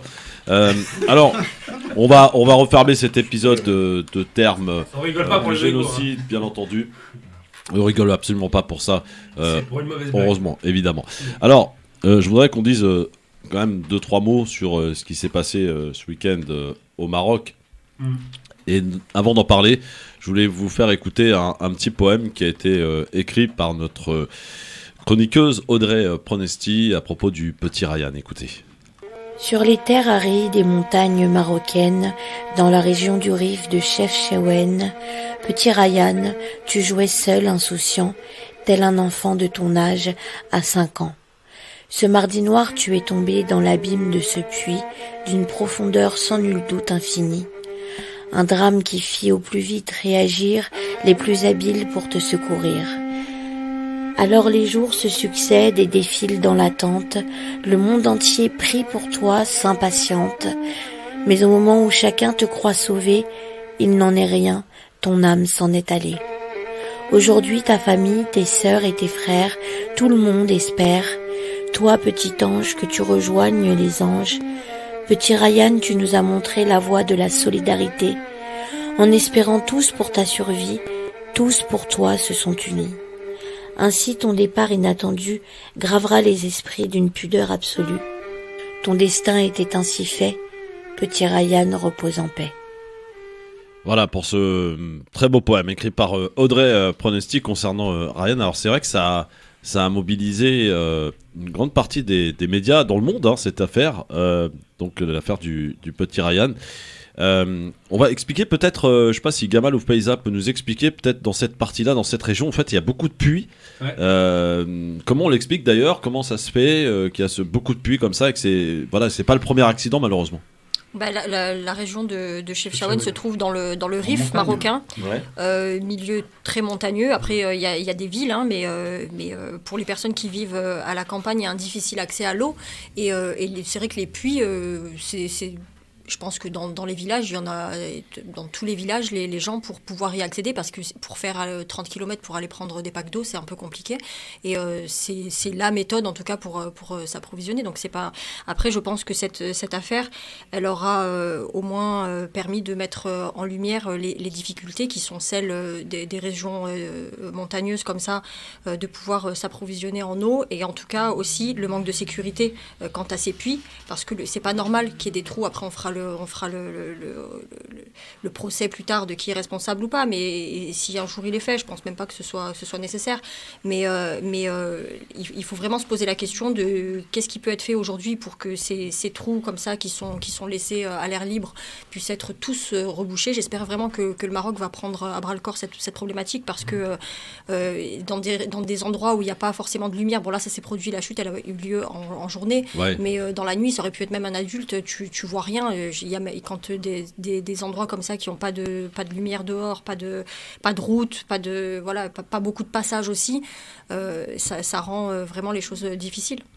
5 jours pour secourir, c'est pas un peu beaucoup? Enfin, je suis pas spécialiste, encore une fois. Je me suis dit que c'était un peu beaucoup, non, 5 jours? Faut parler quand même des choses, Christophe. Oui. Qui ont un trait. Bien près du micro, Abina. Je suis collé au micro, donc c'est le micro qui est pas département. Donc rappelez rapidement. C'est bon. Rappelez rapidement que le Rif oriental est le Rif qui a le plus souffert. C'est la région du Rif qui a le plus été maltraitée à l'époque du pouvoir qui précédait Mohamed VI. Que c'est donc une région très pauvre, déshéritée, qu'il y a encore en 2016 des mouvements sociaux qui sont révélés avec Zafzafi par rapport au premier Hirak, ce fameux Hirak qui a été ensuite qui a inspiré l'Algérie. Que c'est le Rif qui donc est la région la moins favorisée du Maroc. Ça se développe aujourd'hui parce qu'il y a du retard. Et qu'effectivement, Chefchaouen, qui est une région magnifique d'ailleurs, il faut le savoir, est une région, dans ces régions-là en général, c'est très désertique, c'est rocailleux. Et que les gens qui font les puits font effectivement des trous dans le sol parce qu'ils n'ont pas l'accès à l'eau courante. Et qu'ils n'ont pas les moyens de pouvoir faire un truc sécurisé parce qu'ils sont très pauvres. Le Rif est une des régions qui se vit de plus du Maroc parce que précisément c'est la région la plus pauvre, la plus rocailleuse, la plus désertique. Ça rappelle un peu, par certains abords, j'ai envie de dire, peut-être les Aurès algériennes, ça ressemble un peu à ça. Et de rappeler aussi que cette opération, ce malheureux qui est tombé dans le trou, évidemment, et tout le monde, paix à son âme, ne peut pas dire autrement que regretter la mort de ce malheureux, c'est la conséquence conséquence d'une gestion calamiteuse de la région. Alors aujourd'hui, je ne fais pas le procès de l'État parce que c'est inutile, mais j'ai envie de dire qu'il faudrait peut-être enfin qu'ils agissent, parce que tout ce déploiement de force, ces déploiements de communication, afin de rappeler que le Maroc s'occupe bien de ses enfants, c'est juste de la poudre aux yeux. En vérité, il faut aller là-bas, il faut le voir sur place. Des enfants qui dorment dans la rue, j'en vois, c'est l'horreur. La misère est réelle et il faut enfin que ce nord du Maroc soit investi comme tout le reste du Maroc. La problématique qui se pose aujourd'hui, c'est la redistribution des richesses dans la région qui aurait dû être la plus riche, puisque c'est la côte nord du Maroc, donc la Méditerranée. Un petit mot sur cette affaire, Nasser, le petit Ryan, t'as suivi comme tout le monde? Oui, j'ai suivi, j'ai été touché comme la plupart des personnes, parce qu'on est père de famille, on a un enfant, c'est un enfant de 5 ans, donc moi j'ai un enfant de 6 ans, donc j'imaginais ce drame, se mettre à la place des parents, voir un enfant partir, on sait qu'il est en bas, mais on ne peut rien faire, donc effectivement c'est choquant, c'est marquant. Et concernant ce qui a été dit, peut-être par Gamal, juste pour dire que ça soit au Maroc, en Tunisie, en Algérie ou même dans toute l'Afrique, la situation aurait été exactement la même. Donc voilà, porter, on va dire, des critiques sur le fonctionnement de ce si qu'on ça aurait avait été en pu Algérie, faire. on aurait dit c'est la faute de l'État. Oui, non, mais même, c'est pareil, c'est de la faute de tout le monde. Donc et je pense que cette situation a été étudiée bien avant, je pense, hein. Je pense pas qu'ils aient laissé 5 jours comme ça sans rien faire et de se dire bon bah on va y aller doucement. Ah mais ils ont pas rien fait, il y avait beaucoup de monde d'ailleurs. Oui, qui, voilà, mais faut voir les conditions. Mais en même temps, Chef Chewen, moi je suis parti. Il y a un accès qui est hyper compliqué pour y arriver à Chef Chewen. Quand on voit les routes, on peut pas rouler à 120 km/h sur les routes. C'est des montagnes, on va doucement et on essaie d'y accéder avec les moyens qu'on a. Donc effectivement, la situation un peu est dramatique. Juste pour corriger ce que tu n'as peut-être pas bien compris ce que je disais, j'ai pas dit qu'ils ne pouvaient pas faire mieux que ce qu'ils ont fait, parce que c'est très difficile. On est dans un. Je parle de ce qui a été fait avant. C'est-à-dire que même nous en Algérie, on a des puits. Là, j'ai des témoins. Les puits ont au moins un minimum de sécurité. C'est-à-dire que même les misérables chez nous, et j'y suis là il y a 30 ans, j'ai vu ce que c'était. Il y avait quand même des murs. Et là-bas, au Maroc, effectivement, c'est juste à même le sol. Un trou. Trou. Donc là, la question qui se pose, c'est pas que les gens soient inconscients, c'est qu'ils n'ont pas les moyens, parce que la misère est très très grande. Hein. On peut pas comparer. La question de la sécurité, Gamal, elle se pose pas uniquement au Maroc ou dans le Rif, parce que tu avais l'air vraiment de cristalliser sur le fait que ce soit dans la région du Rif. Alors certes, c'est malheureux. Bon, je suis d'origine rifaine aussi, bien sûr, on se sent touché par plusieurs aspects de notre identité. Mais tu vois, c'est comme, regarde, je vais mettre ça en perspective avec quelque chose qui s'est passé ici en plein Paris. On sait qu'il y a des lacunes en matière de sécurité. Une fois qu'il y a eu un accident, malheureusement, l'explosion à la rue de Trévise, qui a coûté notamment les jambes de Inès, plus 4 personnes qui sont décédées, dont 2 pompiers. Et ben, ces lacunes-là, qui sont relatives à des manques de sécurité, à des manques de contrôle. Je rappelle que la mairie de Paris est mise en examen dans ce dossier de l'explosion de la rue de Trévise. Eh bien, ça se produit, y compris dans des pays très développés comme la France, dans des pays qui sont des puissances économiques mondiales. Donc après, la question des accidents, alors certes, là, c'est un drame absolu. Je pense qu'on a tous été hyper touchés, on a tous pleuré, on a tous regardé les lives pendant des jours et des jours en espérant. Moi, d'ailleurs, je trouvais ça un peu... Pardon, hein. Voyeuriste. Ouais, un peu voyeurisme. Ouais. Oui, mais c'était. Désolé, hein, mais ça m'a un peu perturbé, moi. Non, mais t'as raison dans le sens où c'est vrai que c'était du voyeurisme. Mais en fait, c'était de la télé-réalité, quoi. C'était. Ouais. Oui, mais après, à partir du moment où les gens sont touchés, les gens ont besoin de savoir. On a tous regardé les images du moment où il a été extrait de ce tunnel en pensant qu'il était sauvé et tout. Le moment où le Palais Royal annonce sa mort, on a tous pris, je pense, une claque et ça a remis les choses. Par contre, quant au traitement médiatique et politique qui a été fait de cette affaire au niveau international, on voit bien qu'il y a eu un certain nombre de politiciens qui ne sont pas adeptes de réactions comme ça à ce qui relève de faits divers, en fait. Hein. C'est un accident qui est un fait divers. Macron qui réagit, Netanyahou qui réagit, Isabelle Balkany, la veille, elle se suicide, le lendemain, elle tweet pour soutenir Ryan. C'était quand même étonnant. Mais en fait, ça a été dit par de nombreuses personnes qui sont aguerries sur la question des luttes, en tout cas, qui expliquent que, en fait, la seule raison pour laquelle le politique dans sa globalité a décidé aujourd'hui de se mouiller entre guillemets pour Ryan, c'est qu'il n'y a pas un oppresseur et un oppressé. Il y a un enfant, il y a un accident. C'est pas un enfant palestinien oppressé par le colonialisme israélien. C'est pas un enfant syrien oppressé par le régime syrien. C'est pas un enfant ouïghour massacré par le régime chinois. Et là, à ce moment-là, eh bien, ça permet à des dirigeants, à des politiques sans aucun courage en temps normal, de aujourd'hui se mouiller sur cette question-là. Donc vraiment, après prendre avec des pincettes le soutien de certains politiques. Qui, là, je pense que là, ça relève vraiment de la récupération. Après, le fait que nous, parents, on ait regardé ces vidéos en espérant que les lives en direct, en espérant qu'ils sortent vivants. Et puis moi, en tant que Marocaine, je voulais savoir ce que mon pays faisait pour son enfant. Et ça me réchauffait le cœur de savoir qu'il y avait des milliers de personnes, même si c'était dangereux, et ben tu te dis quand même, les parents, ils sont pas tout seuls. Le gouvernement marocain a mis à disposition des hélicoptères, des ambulances médicalisées qui attendaient depuis 3 jours l'extraction de l'enfant. Donc je me dis, au moins, alors certes, il y a des problèmes, la question des puits, il faudra la poser, la question de l'accès à l'eau dans le Rif, il faudra la poser, dans toutes les régions montagneuses, il faudra les poser, mais il en demeure pas moins que le Maroc a pris ses responsabilités là-dessus, et sincèrement, ça m'a rendu très fière. Traitement médiatique, c'est vrai que c'était assez impressionnant, mais je pense que nous, on a pris une petite claque, puisque à Paris, il y a un photographe qui est mort dehors. Oui, les gens sont passés devant lui, il était à 15 cm, 20 cm, personne ne l'a vu. Et un gamin qui est à 35 mètres a pu mobiliser le monde entier. Donc c'est quelque chose de relativement important. Après, bien entendu, comme tu l'as dit, chacun veut prendre un peu cet événement. On est que dans l'émotion. Donc dans l'émotion, on perd la raison. Là, c'est fini, là, on ne raisonne plus. On veut tous que ce gamin sorte vivant. Malheureusement, ça n'a pas été. Donc, on est totalement dans l'émotion. Il est sorti vivant, je crois. Et je sais pas si ce... A priori, non, il était décédé. Il était décédé. Le roi avait déjà appelé les parents et tout. C'est-à-dire que les parents, au moment où nous, on était en train de jubiler devant la télé parce qu'on le voyait sortir et que la foule était en train d'acclamer les sauveteurs, en réalité, l'enfant était déjà décédé et ils avaient l'information via caméra qu'il ne bougeait plus depuis déjà plusieurs heures. Donc, il avait dû décéder. D'accord, donc ils ont attendu qu'il sorte pour annoncer la nouvelle, quoi. Le roi savait, et dès qu'il est sorti, le communiqué du Palais Royal a été publié immédiatement. Bon, après, sincèrement, il est enterré aujourd'hui au Lahmo. Voilà, est-ce que sincèrement ça va changer quelque chose au Maroc ou dans un pays comme ça? Moi, sincèrement, tout en étant objectif, j'y crois pas trop, puisqu'on est dans l'émotion, un instant T, et vous allez voir que dans la semaine prochaine, on aura oublié tout ça et on va passer à autre chose. C'est ça, ben oui, c'est ça. Bien sûr, c'est comme l'histoire du gamin, la mer Méditerranée où les migrants, les migrants mouraient. Là, chaque semaine, il y en a qui meurent, il y en a 26 000 ou 27 000, je crois, qui ont été absorbés par, je sais pas si chiffre officiel, je sais pas si c'est à mon avis, supposition. Donc on est dans l'émotion. Donc on est dans l'émotion, il n'y a pas de raison, il y a dans l'émotion. Mais après, il ne faut pas oublier un truc important, parce que c'est ça qui est dégoûtant. Et là, il y a un truc qui m'a écœuré. Pas que le malheureux soit mort, évidemment, tout le monde a la même émotion, la question n'est pas là. C'est que, et c'est ça qui est grave, le petit, il était beau. Il avait les cheveux raides, parce qu'il réfère souvent les cheveux raides. Et l'identification était possible pour l'occidental. Comme le malheureux qui est mort sur la plage, le Syrien, il avait la tête tournée, on le voyait pas, mais il était en t-shirt et tout, donc identification possible, donc l'émotion elle passe. Ce même petit, s'il avait les cheveux frisés, on le voit en Afrique, je rappelle aujourd'hui, c'est important, on est à près de 10 millions de morts en RDC, 10 millions en 15 ans. Tout le monde s'en fout. 10 millions de morts avec des centaines de milliers de femmes violées, des enfants assassinés, des villages massacrés, tout le monde s'en fout. Là, on peut parler de génocide à grande échelle, et tout le monde n'en parle pas. Pas d'identification. En tout cas, qu'il repose en paix, et effectivement, voilà. Mais le côté un petit peu, effectivement, live en direct, voyeurisme, moi ça m'a un peu gêné, je vous le dis sincèrement. Voilà.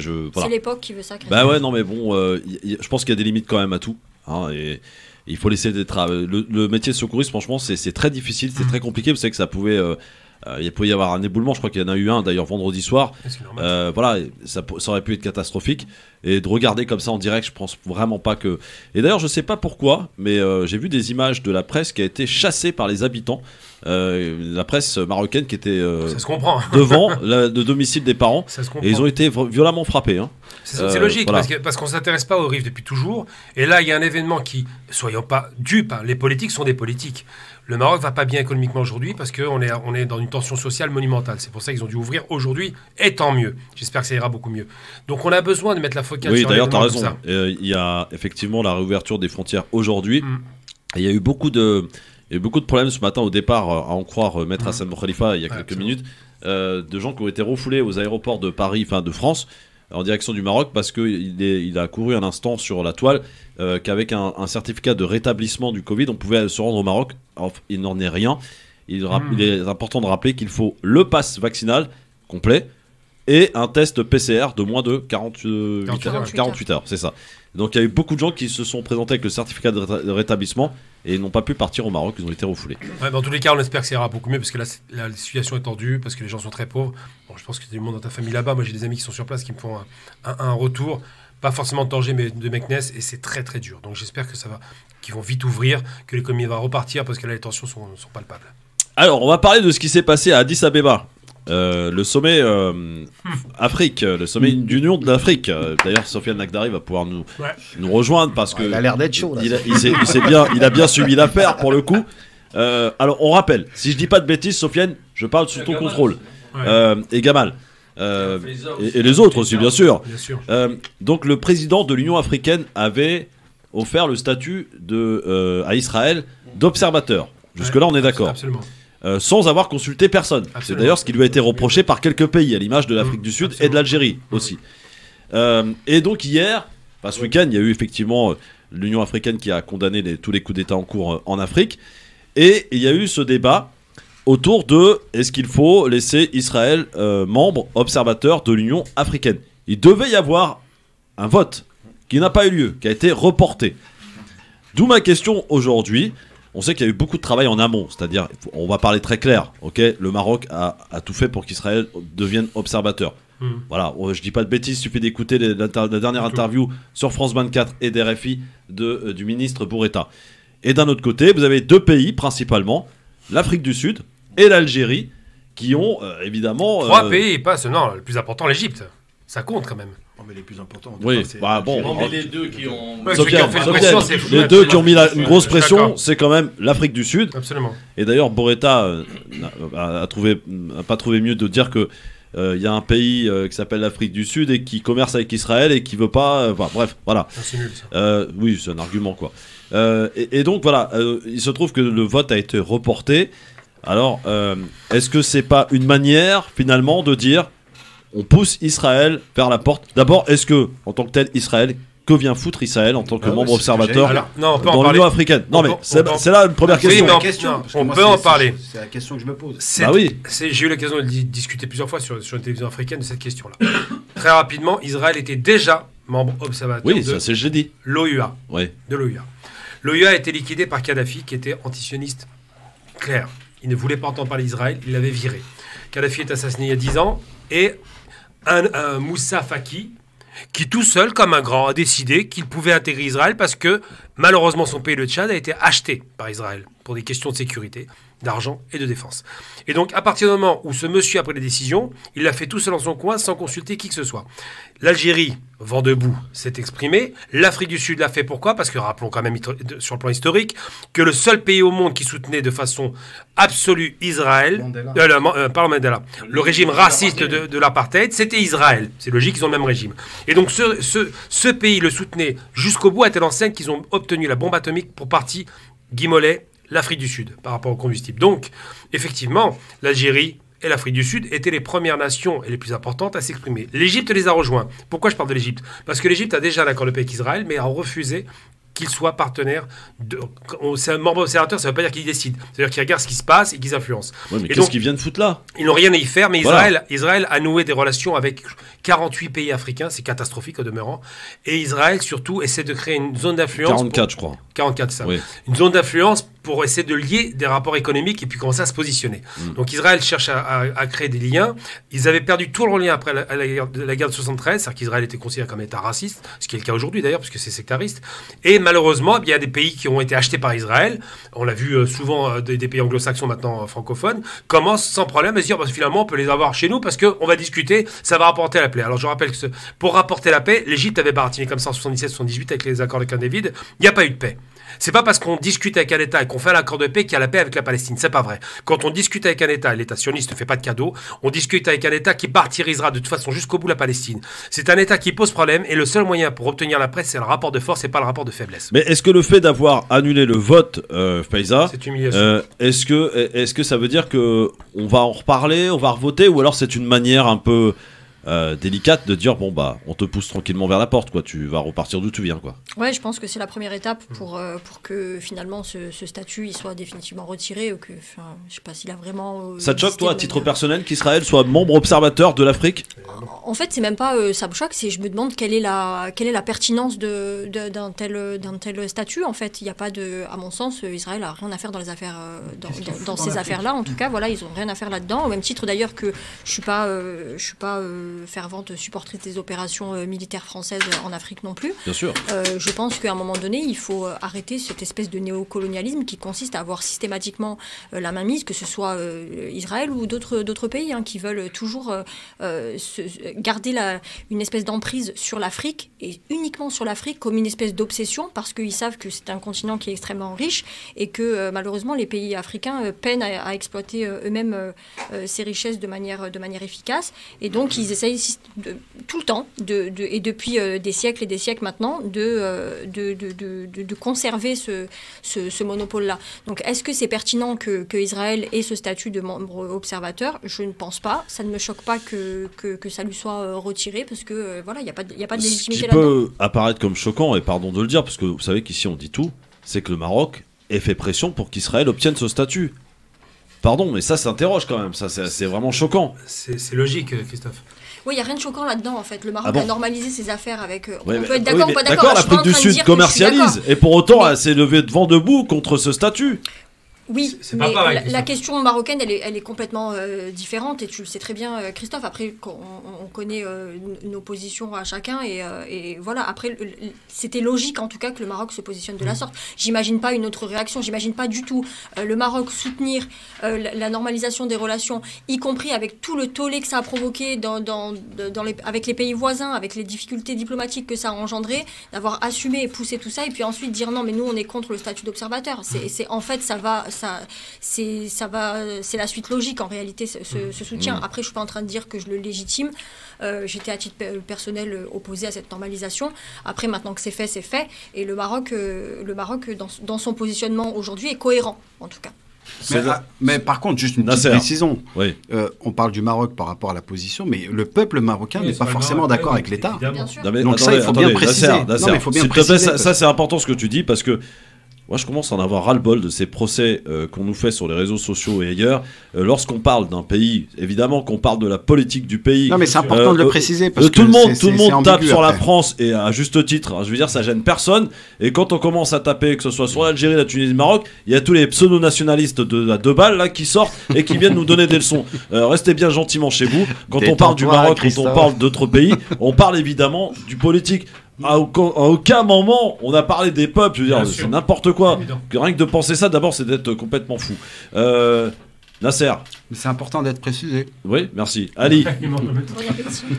Ali. Là, on est sur le registre diplomatique. Oui. C'est vrai qu'Israël peut-être essaie de chercher une reconnaissance ou une existence au sein de certains pays. Ils ont essayé vis-à-vis du continent. Elle s'était félicitée, d'ailleurs, lorsque le président de l'Union africaine avait offert ce statut à Israël.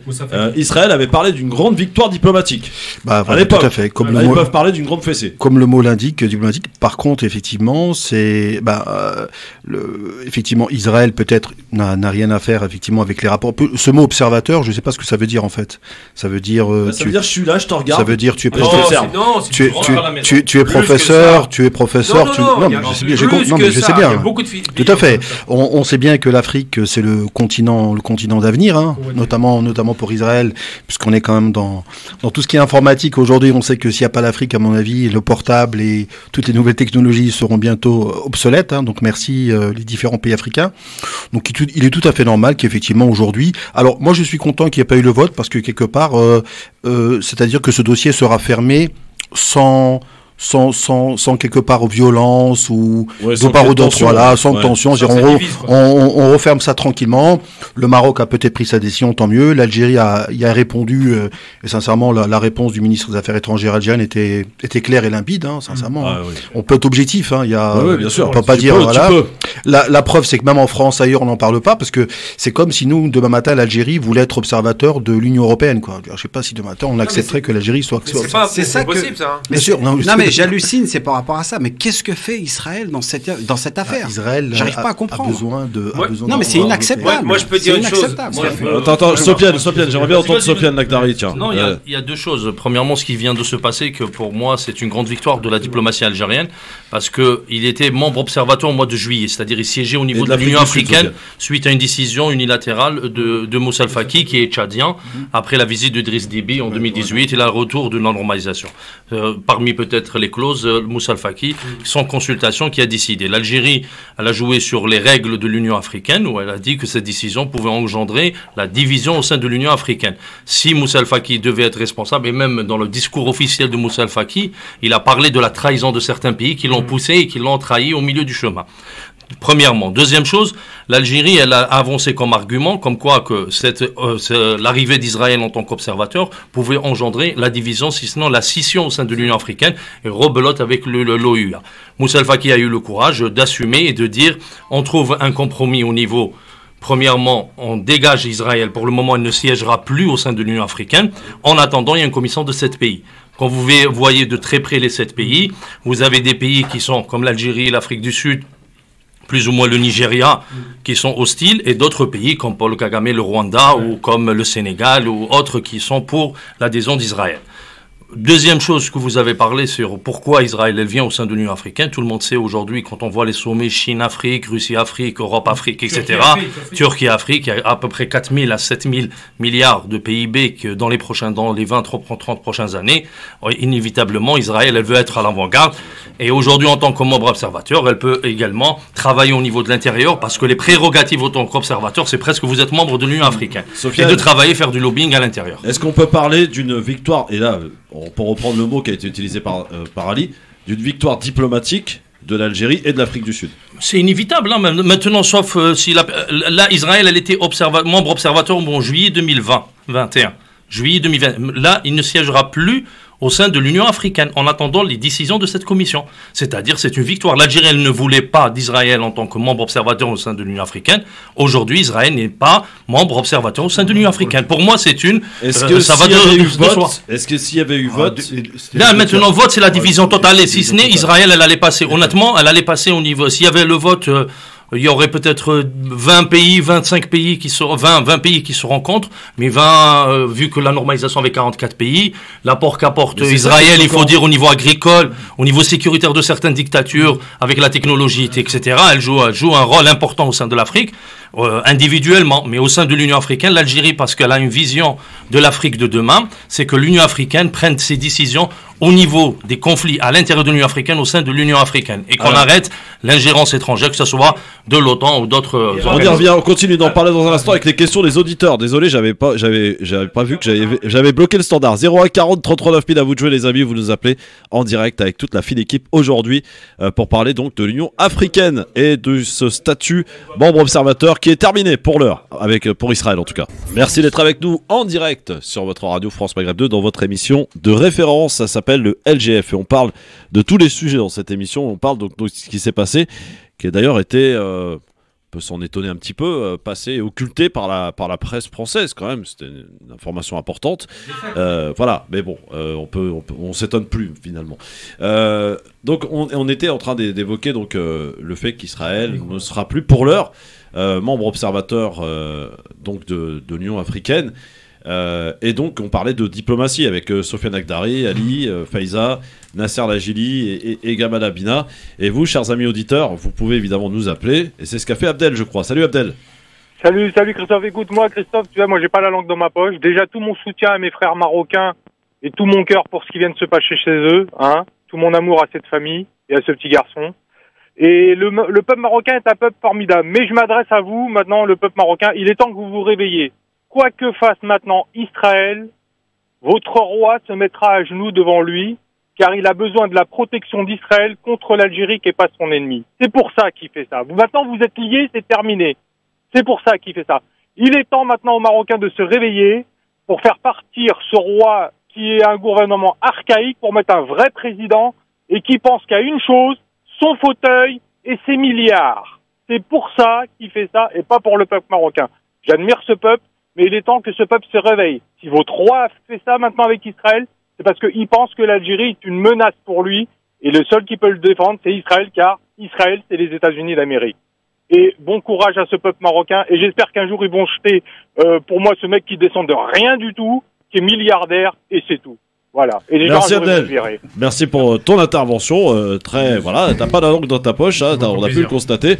Non, mais il n'y a pas de faire plaisir. Attendez, non, oui. il faut avoir, on a quand même une responsabilité. Moi, j'aime pas trop ce type de discours qui consiste à dire, j'aime bien d'abord, on commence toujours comme ça. J'aime bien le peuple marocain, je suis avec vous, je vous soutiens, je ça, machin. Mais maintenant, réveillez-vous, des appels à l'insurrection, à renverser la monarchie, à renverser le truc. Donc, franchement, il faut raison garder. Est-ce que vous vous imaginez une seule seconde les conséquences de ce à quoi vous appelez? Je pense pas. Donc à un moment donné, quand on appelle une radio, alors certes l'antenne elle est libre, c'est très bien, c'est peut-être une des rares radios qui fait ça, mais à un moment donné, réfléchissez un petit peu à ce que vous racontez. Vous pouvez être anti-monarchie, vous pouvez être anti-Maroc, mais d'appeler une radio qui a une forte communauté franco-maghrébine qui écoute pour appeler un peuple à l'insurrection et à renverser sa monarchie, c'est au-delà du fait d'être cynique, c'est très dangereux, pas pour vous qui venez d'appeler parce que vous êtes derrière votre téléphone, vous êtes tranquille et puis vraisemblablement vous êtes en France surtout, mais pour le peuple marocain qui sur place pourrait être tenté par ce type de choses. On a vu dans d'autres pays à quoi ça a mené, à des drames humains, et là vous aurez une responsabilité. Donc vraiment quand vous appelez des médias, peu importe, là vraiment je suis un peu énervée parce que en fait vous pouvez être politiquement opposé à tout ça, mais vous aurez une responsabilité et potentiellement aussi du sang sur les mains quand il y aura des problèmes. Et cette monarchie, on peut s'opposer au gouvernement, il y a quand même des élections, je le rappelle, au Maroc. Alors certes le roi il est là et vous considérez que tout vient de lui, mais le peuple est appelé régulièrement aux urnes pour élire leur... Non, Gamal, commence pas, parce que je vais démarrer encore. Tu peux démarrer, mais non, pas le coup des élections. Non, mais les dernières élections, tu les as vues quand même. Les dernières c'est élections, le parti du roi, il faut être un peu honnête quand même. Le parti du roi, et quand c'était le PJD, on a dit, c'est le roi aussi qui a mis le PJD au début, ça a été critiqué, on a dit, El Othmani est posé parce qu'il était proche du roi et blablabla. Et en fait, peu importe qui sera là, vous allez toujours dire... Je suis assez d'accord avec toi. C'est le roi, c'est ça. Donc vraiment, appelez. Je reviens sur. Après, on peut polémiquer sur. On pourra faire même une autre émission pour parler de ça. Mais appeler à l'insurrection et à renverser la monarchie au Maroc, c'est complètement irresponsable, cynique et dangereux. S'il vous plaît, abstenez-vous. Alors là. Tu peux répondre à ça, s'il te plaît, Christophe? Oui, par contre, j'ai pas entendu Gamal pardon, si toi je t'ai entendu, je fais que ça de t'entendre. Ali et Nasser, là-dessus, j'aimerais bien les entendre parce que on a tous nos positions, évidemment, sur ce qui se passe, sur la géopolitique, etc. Mais je ne peux pas, moi, à titre personnel, cautionner en tant que responsable de cette émission ce genre d'appel. Par contre, il a pu le dire, il a pu le faire. Au même titre, pardon, j'aimerais le rappeler, c'est important, au même titre que beaucoup d'Algériens, pendant la période de Hirak, on fait également ce type d'appel à l'insurrection. Je les ai laissés passer, et c'est pas pour autant que je partage leur position. C'est ce qui s'appelle avoir une antenne libre. Chacun a son opinion. Et on est là aussi pour recadrer. Et Païsa, merci de l'avoir fait. Elle a bien précisé dès le départ qu'effectivement c'était une antenne qui est libre. Mais effectivement, les auditeurs, quand ils appellent, ces gens-là vivent en France, ils sont au chaud. Rentrent à la maison, il y a de l'eau, il y a tout ce qu'ils veulent. Et ils parlent d'un pays où ils vivent pas, ils connaissent pas les gens. Ils sont dans l'ignorance totale. Et effectivement, c'est comme les Algériens, c'est la même chose. Quand ils parlent, oui, en Algérie, l'armée, ils vivent pas, d'accord. Sinon, dans ces cas-là, ils vont au Maroc, d'accord, et puis il va là-bas, et puis il s'implique. Et puis il va renverser le roi, on va voir qu'est-ce qui va se passer. Non, mais même au-delà, non, il renverse pas le roi. Voilà, non, mais parce que c'est facile de dire aux autres, allez renverser le roi, et puis vous, il faut y aller. Alors, bien sûr. Non, mais au-delà, c'est-à-dire tout est dans la, parce que tout est dans la démesure. Nous, on critique un peu parfois les gouvernants qui peuvent être des dictatures. Mais là quand on écoute des fois certains discours, c'est exactement la même chose, mais dans l'autre sens. Il y a jamais tout est dans la démesure. On peut effectivement être contre la royauté, hein, on a le droit. Hein. Moi, je peux être contre le gouvernement qui est en place en Algérie au Maroc, mais on peut tranquillement. Mais c'est certainement pas à nous de décider, surtout pour les Marocains. Et en plus de ça, c'est un peu dommage parce que ça, c'est le reproche que l'on peut faire aux Français ici qui vivent en France, c'est que à la différence des gens qui vivent dans le Maghreb, ces gens-là n'ont pas accès à la démocratie, à l'instruction, à la notion de disputation, de discuter. Et lui, aujourd'hui, il pourrait être plutôt mesuré parce qu'on a les outils aujourd'hui pour pouvoir discuter tranquillement, sereinement, plutôt que toujours d'aller dans la démesure. Ça, j'aimerais quand même répondre à ça. Il y a un truc qu'il faut être très clair parce qu'on parle pas. Maintenant, sortant du Maroc, c'est trop facile de focaliser. Il n'y a pas de démocratie dans le monde arabe, ok? Il n'y a pas d'élection libre, c'est une farce. Aucun pays arabe n'a conduit des élections libres, sauf peut-être la Tunisie. en 2011. Donc, il faut être très clair. Les pouvoirs sont tenus par des autocrates qui les gardent et qui ne veulent pas les lâcher. Ensuite, effectivement, je te rejoins, Faiza, sur un point. Quand on est dans un pays comme ça, où la misère sociale existe, elle est présente, elle est massive, et qu'on peut critiquer ce roi, et il est critiquable sur la question israélienne, il n'y a pas à discuter. Il y a une chose qu'on ne peut pas lui retirer, c'est que contrairement à son père, il a fait un travail de reconstruction sociale, pas à pas, lent, difficile, dans un pays qui part de rien. Rappelons quand même, c'est un pays qui a 38 millions d'habitants et qui n'a pas de ressources à part le phosphate. Donc c'est vrai que c'est un pays qui est faible. Maintenant, moi, ce que je reprocherais, c'est pas aux Marocains de ne pas avoir été bons. C'est pas ça que je reprocherais. Moi, je reprocherais toujours à mon gouvernement algérien de ne pas avoir su tendre la main à leurs frères marocains au moment où ils étaient en difficulté, alors qu'ils l'ont fait pour la Tunisie. C'est à ce moment-là que la fraternité aurait dû s'exercer et ils ne l'ont pas fait.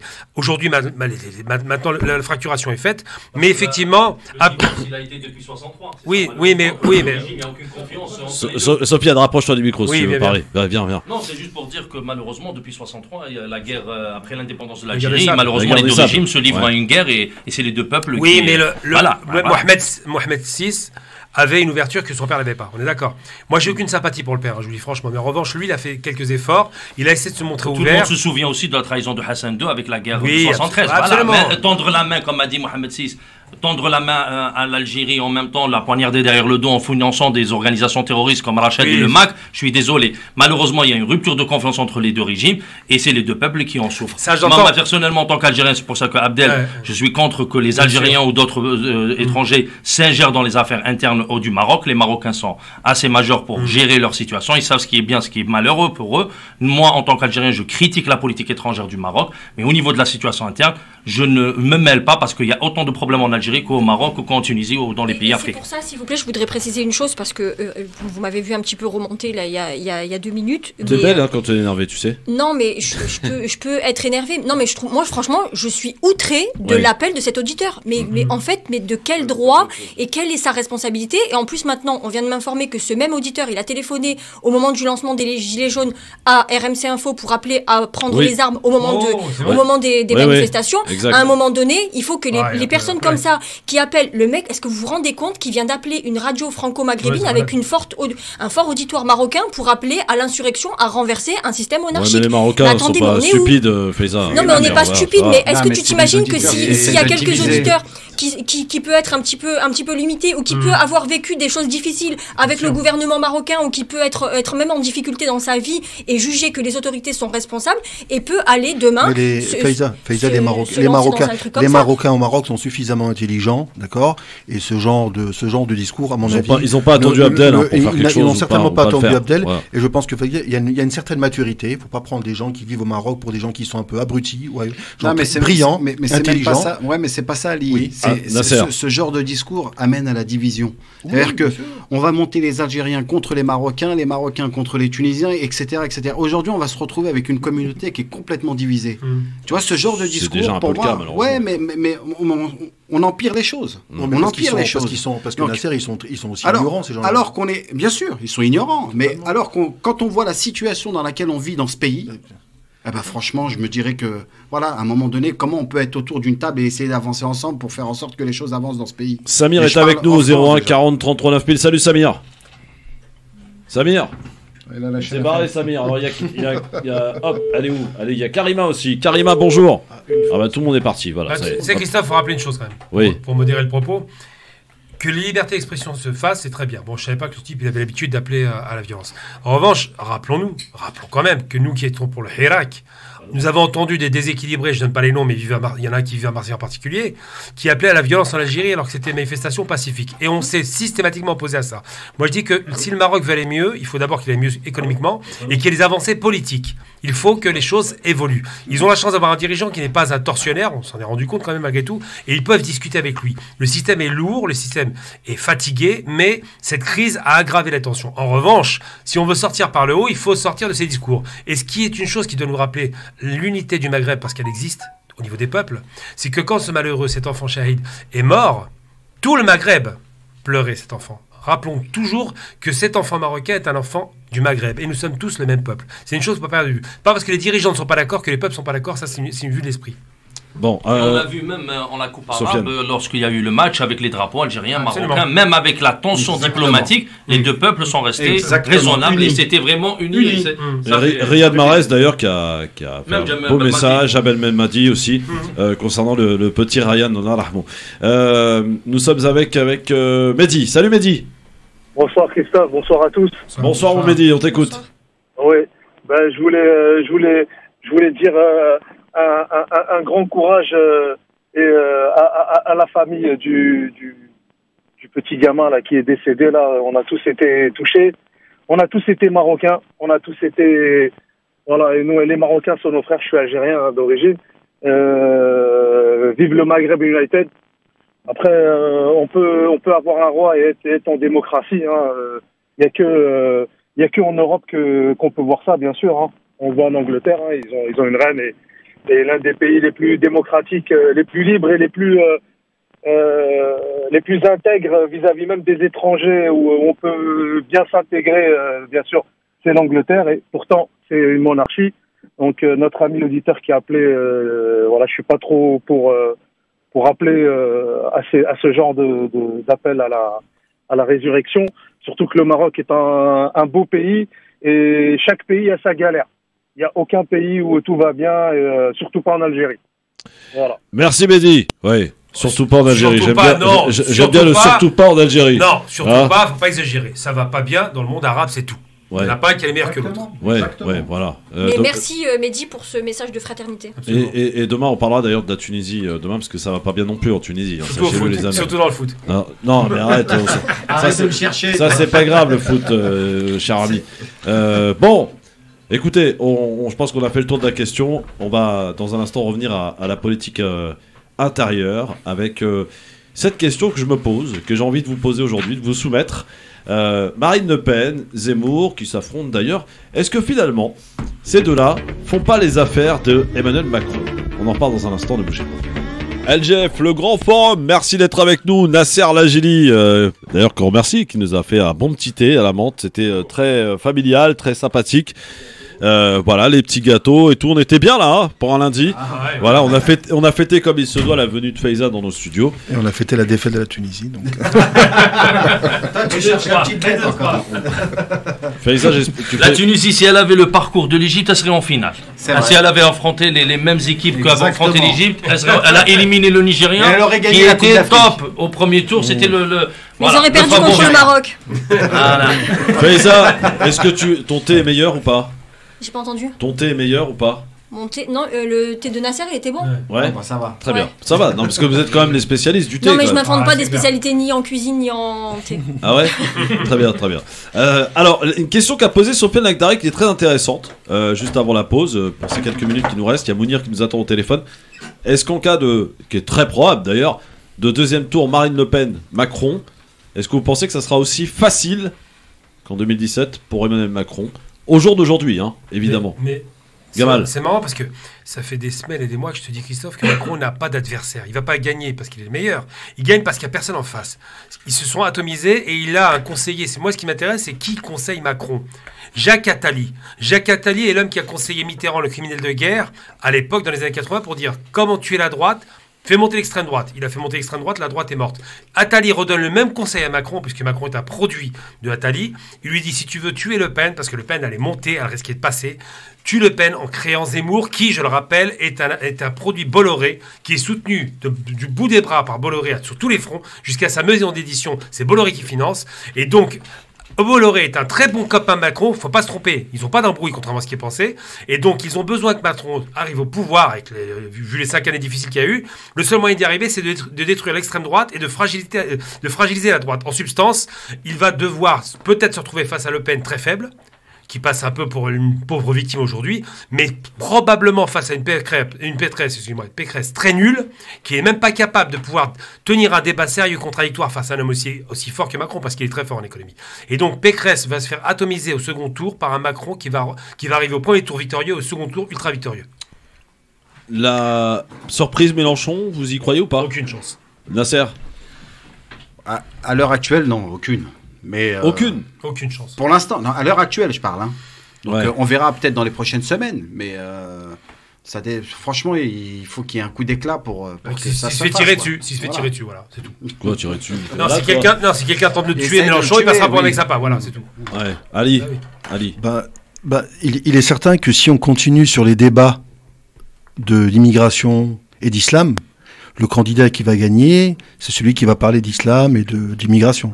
Par contre, si aujourd'hui, à partir d'aujourd'hui, lundi, on commence à parler d'économie, faut pas oublier quand même qu'on a eu des gilets jaunes pendant quelques temps, que c'est la problématique numéro 1. Si on parle d'économie d'aujourd'hui jusqu'à peut-être pendant tous les jours, à défaut de nous parler des faits divers, des policiers qui sont agressés, la femme qui a été je sais pas quoi, et ainsi de suite, tous les jours, je pense qu'effectivement que peut-être que Mélenchon pourra venir avec son projet, quel qu'il soit, mais il a peut-être des idées sur le plan économique qui peuvent peut-être séduire des gens. Et moi, comme je te l'ai dit avant, le parti d'abstentionniste est le parti qu'il faut séduire. Et aujourd'hui, on pourra plus se séduire par l'économie, plus que par l'islamisation, le grand remplacement ou je ne sais quoi. Est-ce que finalement, on dit plus il y aura d'abstention, plus Macron aura de chances d'être réélu? Complètement. Oui. On est d'accord là-dessus, Bien sûr, parfaitement. Ça va dans le bon sens. Mounir est avec nous. Salut Mounir. Oui, bonjour Christophe. Alors je tiens à dire à vos invités que je vais pousser un coup de gueule, excuse-moi Christophe, mais vraiment quand j'entends dire par vos invités que Mélenchon n'a aucune chance de passer, ça me met en colère et je vais vous expliquer pourquoi. Parce que quand vous dites ça à vos auditeurs, c'est comme si vous leur dites ne votez pas pour Mélenchon, ça ne sert à rien. Alors il faut savoir que l'élection de cette année, elle n'a jamais été mais aussi importante et j'invite vraiment tous les auditeurs qui nous écoutent à aller voter, quel que soit le candidat, mais à aller voter cette année, parce que quand on regarde ce qu'a fait la gauche, elle nous a trahis avec Hollande et avec Valls. Quand on voit ce que fait la droite, elle veut nous sortir le Karcher. Quand on voit ce que veut faire l'extrême droite, elle veut carrément presque nous jeter à la mer. Et j'ai envie de dire honnêtement, quand on réfléchit un peu, moi j'ai pas forcément d'amitié pour Mélenchon, mais sincèrement pour moi, je pense que Mélenchon, c'est vraiment le moins pire de tous les candidats, dans notre intérêt à tous. Et même si vous pensez qu'il n'a aucune chance, il faut, je pense, lui apporter mais le maximum, je dis bien le maximum de voix, parce que c'est le seul qui nous défend. C'est le seul qui veut le bien de tous les Français. Et franchement, quand vous dites à l'antenne qu'il n'a aucune chance, c'est comme si vous dites ne votez pas Mélenchon, de toute façon il ne sera pas élu. Alors, c'est intéressant ce que dit Mounir, je suis désolé. Il a complètement raison. Parce que vous êtes formaté au sondage. Non, je ne suis pas formaté. Je dis à l'heure actuelle, on n'a aucune chance. Je peux pas être plus clair que ça. Pourquoi vous dites qu'il a aucune chance? Attends. Je n'ai jamais dit qu'il fallait pas aller voter. Déjà, bien sûr. Mais quand on entend le discours de l'auditeur, on a l'impression d'avoir dit qu'il fallait pas voter, qu'on n'a aucune chance, etc. Non, il fallait pas voter Mélenchon parce qu'il avait aucune chance. Moi, j'ai rien à cacher. J'irai voter Mélenchon parce que je considère que c'est le candidat le plus proche de ce qu'il défend, de tes idées, de mes idées. Voilà, point barre. Mais ça ne veut pas dire que je suis défaitiste dès le début et de dire qu'il ne faut pas aller voter pour les prochaines élections. Est-ce qu'on a le droit de dire que les sondages se sont trompés lourdement dans le passé ou pas? Oui, mais je veux dire, voilà, parce que vous êtes formaté au sondage, mais si on parle de formaté, mais regardez, il faut être réaliste. On peut, je veux bien. Tu peux faire un rejet tel de Macron que j'imagine. Non, c'est faux. Mais Christophe, c'est faux. Mais sors de Paris, bobo parisien que tu es, Gamal. Mais tu sors de Paris, c'est pareil. T'as vu quand il faut être honnête sur un point. C'est pas parce qu'on est dans l'invocation et qu'on espère que le candidat qui est le plus proche de nous va passer qu'il passera. Le problème de Macron, c'est pas qu'il est fort, je le répète. Macron fait 25% depuis 5 ans dans les sondages. Il a quasiment perdu aucune élection. Arrêtez de délirer un petit peu. Maintenant, revenez un petit peu sur les scores. Mélenchon à 9%. Jadot à 8%. 9 et 8, ça fait 16. Ils ont eu mal à arriver à un candidat d'extrême droite. 9%. Je te rappelle qu'il avait fait 19 et quelques. Non, reviens sur terre, s'il te plaît. Il était crédité de 18%, il a fini à 12%. Non, mais non. T'es un gros malade. Il a fait 19%, il a fait. 18,85. 18,85 exactement. Le parti politique La République En Marche, à ce que je sache. Attends, à ce que je sache, parce que là tu dis ça, je suis pas du tout d'accord avec toi. Tu parles des sondages. Là, tu es en train de parler que des sondages. Or, à mon avis, non. C'est le principe de l'autopéritie. Je parle pas des sondages, je parle des élections. Des élections, ouais, mais tu parlais. Oui, il va gagner aujourd'hui. Il va gagner si tu continues à parler d'islamisation. Il va gagner. Il n'y a pas de photo. Pourquoi tu parles de ça? Mais pas parce qu'on parle que ça. On parle pas d'économie. Mais c'est pas lui qui en parle. T'as pas remarqué que Macron il parle pas d'islamisation? Parce que c'est pas déclaré candidat. Mais non, mais il est au-dessus de la mêlée, il est malin. Il laisse tout le monde se battre sur l'islamisation. Non, mais c'est ce que j'étais en train de te dire. Comme chaque président. C'est ce que j'étais en train de te dire. Je pense qu'effectivement, le parti aujourd'hui des abstentionnistes et des gens qui doivent aller voter, si on va sur le terrain économique, je peux te garantir, et moi je suis persuadé que même lui-même Macron a peur. Moi je rejoins ce que dit Nasser. Je pense qu'effectivement Mélenchon peut être une surprise qui peut être très importante. Je crois pas une seconde. Oui, bah t'y crois pas. Si toi t'y crois pas. Attends, vous vous rendez compte, Macron est tellement sûr de son fait qu'il refuse même le débat. C'est vous dire un peu le niveau. Non, c'est une stratégie de refus. Ça c'est une stratégie, ça, Kamal. Je sais pas s'il est perdant le débat. Oui, Faiza, dernier mot pour toi. Peut-être que je vais voter Mélenchon, mais je sais pas encore. Mais en tout cas, je suis un peu défaitiste par rapport au sondage. Il faut pas se mentir. On est tous on est formaté un peu, non, Faiza? Oui, peut-être que oui. Non, mais il faut le reconnaître. Peut-être qu'on est on te martèle à longueur de journée qui fait 24-25%. Au bout d'un moment, tu te dis, bah, ça sert à rien d'aller voter. De toute façon, il va passer. Non, mais alors, déjà, nous qui sommes conscients, on va aller voter. Alors, imagine des jeunes pour lequel tu leur dire d'aller voter, et on leur dit toute la journée dans les sondages, parce que le sondage c'est le phénomène de l'autopéripétie, tu convaincs les gens qu'il ne faut pas les voter, tu vois ce que je veux dire? Donc les gens ils vont pas les voter, pourquoi? Parce qu'il va dire de toute façon ça sert à rien, il va gagner. Bon. Non mais alors Christophe, juste une petite chose. Oui, faut rappeler que Mélenchon, il y a aux dernières élections, 2 mois avant les présidentielles, il était crédité à 9%. C'est ça. Aussi pareil. Il a fini à 18,85. Et il a fini à 18,85. Voilà. Donc voilà. Ok, Gamal, et non pas 12. On va exactement. Faiza, le dernier mot pour toi, Faiza. Voilà, j'éteins les micros de tout le monde, c'est pour toi. Ça m'a fait plaisir de tous vous voir aujourd'hui. Ouais. Je vous donne rendez-vous très bientôt, mais je sais pas quand. Ouais. Que la prochaine fois que je serai. Tu sais qu'à chaque fois, il y en a qui me disent ouais, Faiza fait plus partie du LGF, etc. Non. Non, c'est pas vrai. Je suis là et je suis très contente d'être là. Vraiment, je suis contente de faire partie de cette équipe, de cette radio qui, malgré le fait qu'il y ait des auditeurs qui appellent à renverser le roi du Maroc, eh bien, ça prouve bien que l'antenne est ouverte à tout le monde. Hein, voilà. Oui, mais pas trop, les gars, quand même. Ouais, tranquille. Hein. Je t'embrasse très fort. Bon retour à Nice. Merci beaucoup, ma Faiza. Dans un instant, c'est Cherdali que vous allez retrouver avec Medjed, évidemment, de 18h à 20h. Je vous donne rendez-vous demain. On va parler de Tunisie. Il y aura Tarek Sassi, il y aura Nadia Cherif et Smaïn Tefour. Et puis mercredi, on terminera avant les vacances, puisqu'on va prendre quelques jours, avec Philippe Pouriaki, Audrey Prelesti et avec Emmanuel Dupuis. Bonne soirée à tous. Et dans un instant, donc Medjed sur France Maghreb 2.